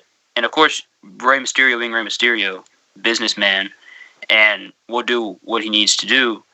He's like, I didn't really have a problem with it. You know? So I feel like Rey Mysterio will always stay face no matter what, man. He has nothing. Oh yeah, him as a heel to me will never work. But it would be interesting. Wasn't he a heel for a little bit in WCW? Yeah, like and he unmasked. Well, yeah, when he was unmasked and he was under what the freak was it called? Filthy Animals. Yeah, the Filthy Animals, and then they had Sergeant Huge Erection and shit like that. Huge Erection was oh god, what were they called? It wasn't the Filthy Animals, something else. Can't remember what they were called though. I don't remember what they were called, but I know he was part of that. Had a faction war going on for a little bit. It was like whatever the hell that stable of like really young guys was, and the Filthy Animals, the New Blood. What do you call it? The New Blood. And then you had the Millionaires Club. Yeah, which is weird. You know what was weird about that is that they built up the young guys to be like, oh, we're restarting everything. We're restarting WCW. This is going to be a new generation. And then the new guys were the heels, and the Millionaires Club were the baby faces. And I was so confused. You would just put these guys over as it's going to be a new, like, that's a positive thing. If that is going to have a chance, and then fucking Flair is face. Like, what the fuck? Come on, dude. If that isn't the most WCW thing, like, ever, I don't know what it is. Oh, man. Yeah. Well, so, this podcast, we've been talking a lot about the style of wrestling that you like, Rob. So, let me ask, this is another pretty generic question, but what's your favorite match of all time? Man. Hard. That's really hard. Oh man. I feel like for everyone it's either like super easy, like comes straight to their head, or it takes them like a few minutes. Yeah, man. For me it takes a few minutes, but to me I could think right off the top of my head. What's yours? DIY versus the Revival from NXT TakeOver Toronto. Oh wow! So that's fairly recent. Yeah. Of all time period, I might want to say it's Okay, I'm. This is one of them. I don't know if it is my favorite, but I don't know if I can pick a favorite. But one of them is Nigel McGuinness versus Bryan Danielson in the UK Unified 2006 with a ROH Pure title on the line and the World title is on the line. Yeah. And Danielson elbows Nigel till he passes out. One of my favorite moments. Yeah. Man, that match made me cry. That's why I remember, because I wanted Nigel to win so bad, and I was like, man, that's what wrestling can do to people. Like, that's how passionate you can make wrestling fans. And I'm like, man, if I could do that, man, I don't know what else I'd do. Like, that's what I want. If I can make people boo me, people cheer me, people cry, people laugh, whatever the case may be, that's my goal. And they say in wrestling, if they react, you're doing something right. So, like, that's my goal, man. But another favorite match of mine of ever, I want to say Angle versus Shawn Michaels at Mania. That was so good. I've never watched that match for some reason. Yeah, I watched the match a couple years ago. I really liked it. Angle versus that was crazy good. That match was insane. There's actually most of my favorites are Kurt Angle matches. They're so good. Kurt is so amazing. Oh wow! How did I forget about this? Dean Malenko versus Eddie Guerrero in their final 2 out of 3 falls match. That was one of my favorite matches ever. That's a pinnacle of wrestling right there. There's so many matches. Eddie and Ray at Halloween Havoc. So many matches, man. I couldn't pick one, but those are a couple of my favorites. I recently rewatched Eddie and Ray from Halloween Havoc, and just the way that match can hold up today, like that match still put that match on any wrestling show to this day, and it'll still blow every other match out of the water. Exactly, dude. It's crazy. It's crazy. Like, how are they doing that? That match is still ahead of its time. Yeah. And the thing is like, in today's standards, not doing anything too crazy, but at the same time, the way they're doing it with the conviction, with like the snappiness, the aggression, everybody. I feel like a lot of people in wrestling now are, they're very go with the flow. They're not going for the kill.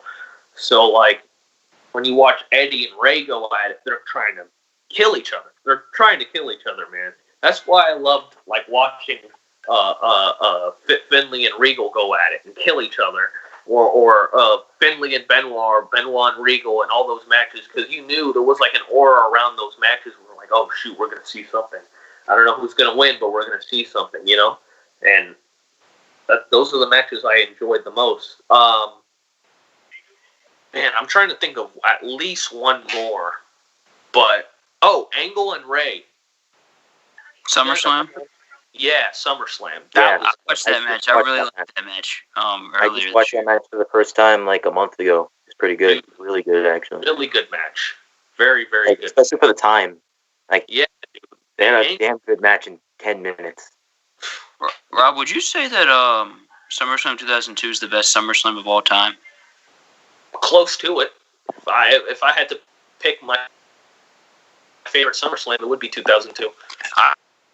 And it was so good. Like, there was, off the top of my head, one match I didn't like, and it was Undertaker and Test, because it was like 3 minutes. Yeah. But what was match of the night on that show? Shawn and Hunt. Yeah, I really liked Shawn and Triple H. Oh yeah. Well, I really liked Benoit and RVD. That was good too. Edge and Eddie was really good. Edge and Eddie was good. I liked their ladder match. Their ladder match was very good too. The ladder match they had. Wasn't it a no DQ match? I think so. I think that's what it was. Yeah, I watched that match. It was a no DQ match. Yeah, they threw a couple of ladder spots in there. That's why every time someone thinks of that match, they think it was a ladder match, because they, like, the most iconic spot from the match like involves a ladder. Yeah. But Every time someone thinks of it, they think it was a ladder match. It's a no DQ match, but they ended up using ladders in them. What's another good match? I like. You know, what was really good. I'm trying to think. There was. Shoot. I know a lot of people, especially now, are kind of iffy on this match, but I think it's still a classic. Owen versus Brett. That was really good. Owen versus Brett. 2010. Yeah. I think The that was best technical wrestling match I've ever seen in my life. so good. Such a good match. And Owen's heel work in that match, oh my god. Dude, he could have been champ for years. Like, he could have been champ for years. Owen was that good. God, like, you just wanted to smack him. He's such a good heel. Yeah, man. Owen was crazy. I know a lot of people, especially a lot of my homies, are like, "What's so cool about Bret Hart?" There's nothing cool about Bret Hart. I think, and I respect that, but I think the thing about Bret Hart was what's kind of similar with Okada. He is so good through his simplicity that it's scary. Oh my god, He doesn't do anything crazy. If you really look, the craziest thing that Okada does is a spinning tombstone. That's it. craziest thing Bret Hart does is a suicide dive. Yeah.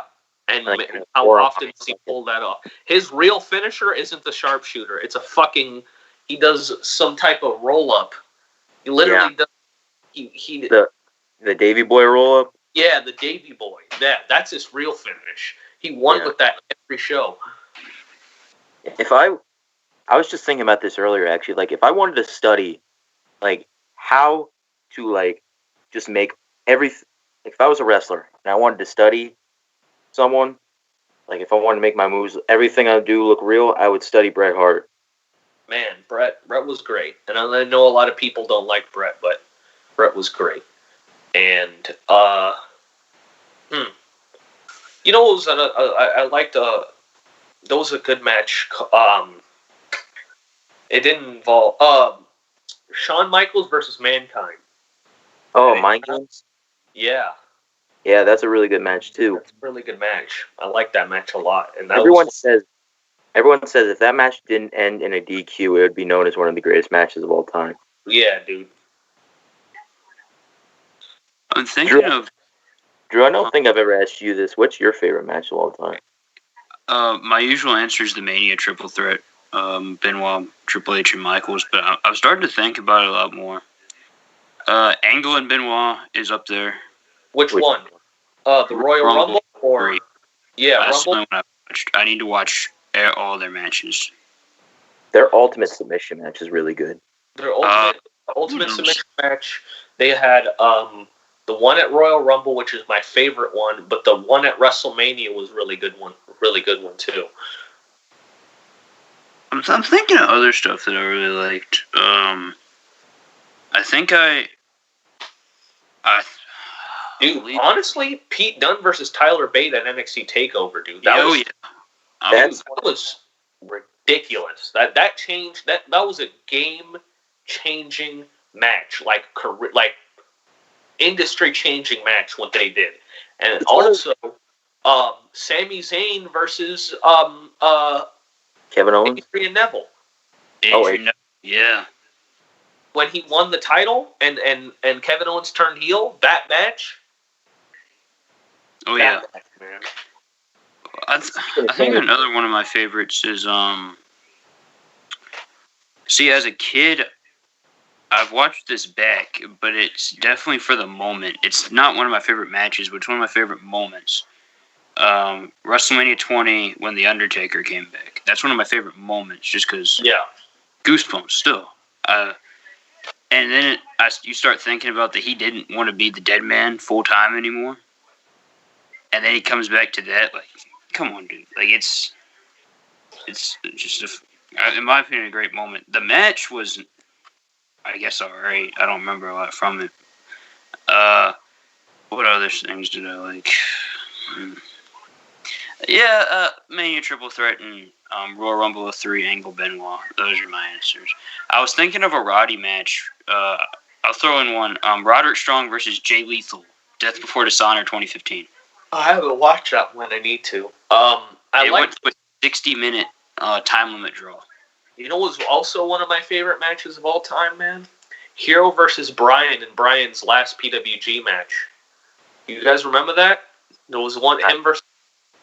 So it was him. It was his final ever PWG match. Chris Hero was champion, and they went 1 hour, and Brian left with the PWG title, like as champion. He left the company. But yeah, that was awesome. You know what was really good? A really good PWG match that I liked a lot was Roderick Strong versus Zack Sabre Jr. I've heard their stuff is really good. I haven't watched it. I should. But yeah, I've seen Roddy's stuff as PWG champion. It's some of his, probably from what I've heard, it's probably his best stuff on the indies. Yeah. But I don't know. The most I've seen from Roddy is in WWE, of course, because he's, to a certain extent, he's mainstream now. Yeah. So, but yeah, I think that's. We've had you here, Rob, for like 4 hours. Yeah. But, hey, man. This was a great conversation, and Nick, you could chime in after this. We just talked about wrestling. We talked about your career so far. We just talked about wrestling in general. I think this is definitely one of my favorite conversations of wrestling I've ever had. Yeah, man. I appreciate you guys, because I told you, Drew, I was like, dude, as long as you guys, however long you guys need me, I'm down to talk, you know? Yeah. It's fun. And, hey, maybe we could do this again on a return podcast somewhere. Absolutely, man. Yeah. Yeah, man. I got to tell you my Dark Boy stories. But, but yeah, like, I'm excited. Hopefully in, like, a couple months' time, you know, I can come back. I'm definitely excited for my match with Violence Forever next week. That's going to be fun. And, yeah, I'm excited, man. I'm excited for what holds for me. But, bro, Miscellaneous Adventures, man, you guys are awesome. Legit. I love you guys so much. Thank you. Oh yeah, I'm discussions, man. And look, I don't know. I know everybody is probably going to be asking, well, what's this? This is my dog Milo. Gets very nervous, so I had to keep him with me. Of course. Yeah, Rob, I'm very appreciative of this conversation. This is probably the best conversation I've ever had, like, with a fellow wrestling fan. Like, this is the first time I've ever had the opportunity to have a full-length conversation with a real professional wrestler, and it's just been amazing. You're a really great guy. Appreciate you guys. I'm gonna be honest. I haven't seen any of your stuff outside of the Calvin Tankman match yet, but I'm really gonna have to. And I really hope to see you on a mainstream stage here soon. Appreciate it, man. I'm working hard. Another place you can find me is I'm going to be going to Paradigm Pro. Yeah, this Friday. Yeah, I will be this Friday. It's not going to be live. It's going to be taped, but it's going to come out very soon after that. And I have a lot of good matches, shoot style. And it's going to be fun. I'm gonna harken back to my old amateur wrestling days. So it's going to be fun. I'm excited. It's going to be cool. You can also find Rob with No Peace Underground. I don't know if he goes. I don't know if you're there every month, but almost bi-monthly, I'm almost there. I should be. I'm waiting on confirmation, but I'm probably going to be there on their December 12th show. It's going to be really, really fun. Man, dude, No Peace is killing it. They're actually, as we speak, Jamie Cynical's show is happening right now, so I'm missing that. But love you, Jamie. She messaged me the other day and was like, "I'm proud of you." I'm like, "For what? I haven't done anything yet." But yeah, thank you guys so much, man. I had a really good time. Yeah, we had a great time as well. But so we usually go in the podcast with where they can find us, but our link will be in the description below. But so will yours. But where can they find you, Rob, on social media? Well, I'm working on getting my Twitter back. For some reason, it was Oh, suspended. that's right. I got my Twitter suspended for the dumbest reason. I'm working on getting it back, but when I do, I will announce that. But I'm mainly on Instagram. That's basically the biggest place I am. It's at Death2Martyr. And yeah, I'm excited, man, because I have a lot of cool stuff coming out. But yeah, Instagram is my main place. You can also find me on Facebook, but I'm barely on there. So yeah, man. Well, Drew, can we get our shit in? Yeah, let's get our shit in. Plug it. We are. You can find me at vanilla_midget for real. Vanilla midget. Rob, you like that name? Yeah, dude, when I first saw that, I was like, Drew, what are you doing? What is that? You don't even understand how much time I put into convincing Drew to get an Instagram. It took me months and months and months to convince him. And then I wake up randomly one morning and he's like, oh, I got an Instagram now. I'm like, finally! Yeah. Yeah. So you can also find my figure account, if you're interested in that, at Little Boot Sky Productions. And Nick, where can they find you? You can follow me on Instagram at Gargano_is_God. I post mainly wrestling figure related content, as well as a few normal wrestling posts every once in a while. I usually post my opinions on stuff on my Instagram story if you're interested in that. But yeah, I'm trying to hit 500 followers by the end of the year. I'm at about 475, I believe. So I'm only 25 followers away from my goal. So if you're not following me, please do that. I would really appreciate that. Link in the description. Yeah, the link is. Yeah, Rob. Rob, you follow him too. Yeah. Join the cause. Hey, join the cause. Hey, but hey, I had a lot of fun. Hopefully, you chop this up in clips because I am going to send this to everybody because this is going to be really funny. Yes. But yes, we're getting somewhere. So you can find us on Instagram at Miscellaneous Discussions, and you can, and Sam, I always forget the Twitter because I'm not on Twitter. Drew's always got to throw the Twitter over to me because he can never remember. It's MISC Discussions. That's MISC Discussions on Instagram. Or not Instagram, on Twitter, I mean. On Twitter.com. But yeah, Miscellaneous Discussions. This was fun, guys. Thank you so much, for real. Appreciate it. Thank you. Hey, thank you for coming on here. Pleasure was all up. Peace out.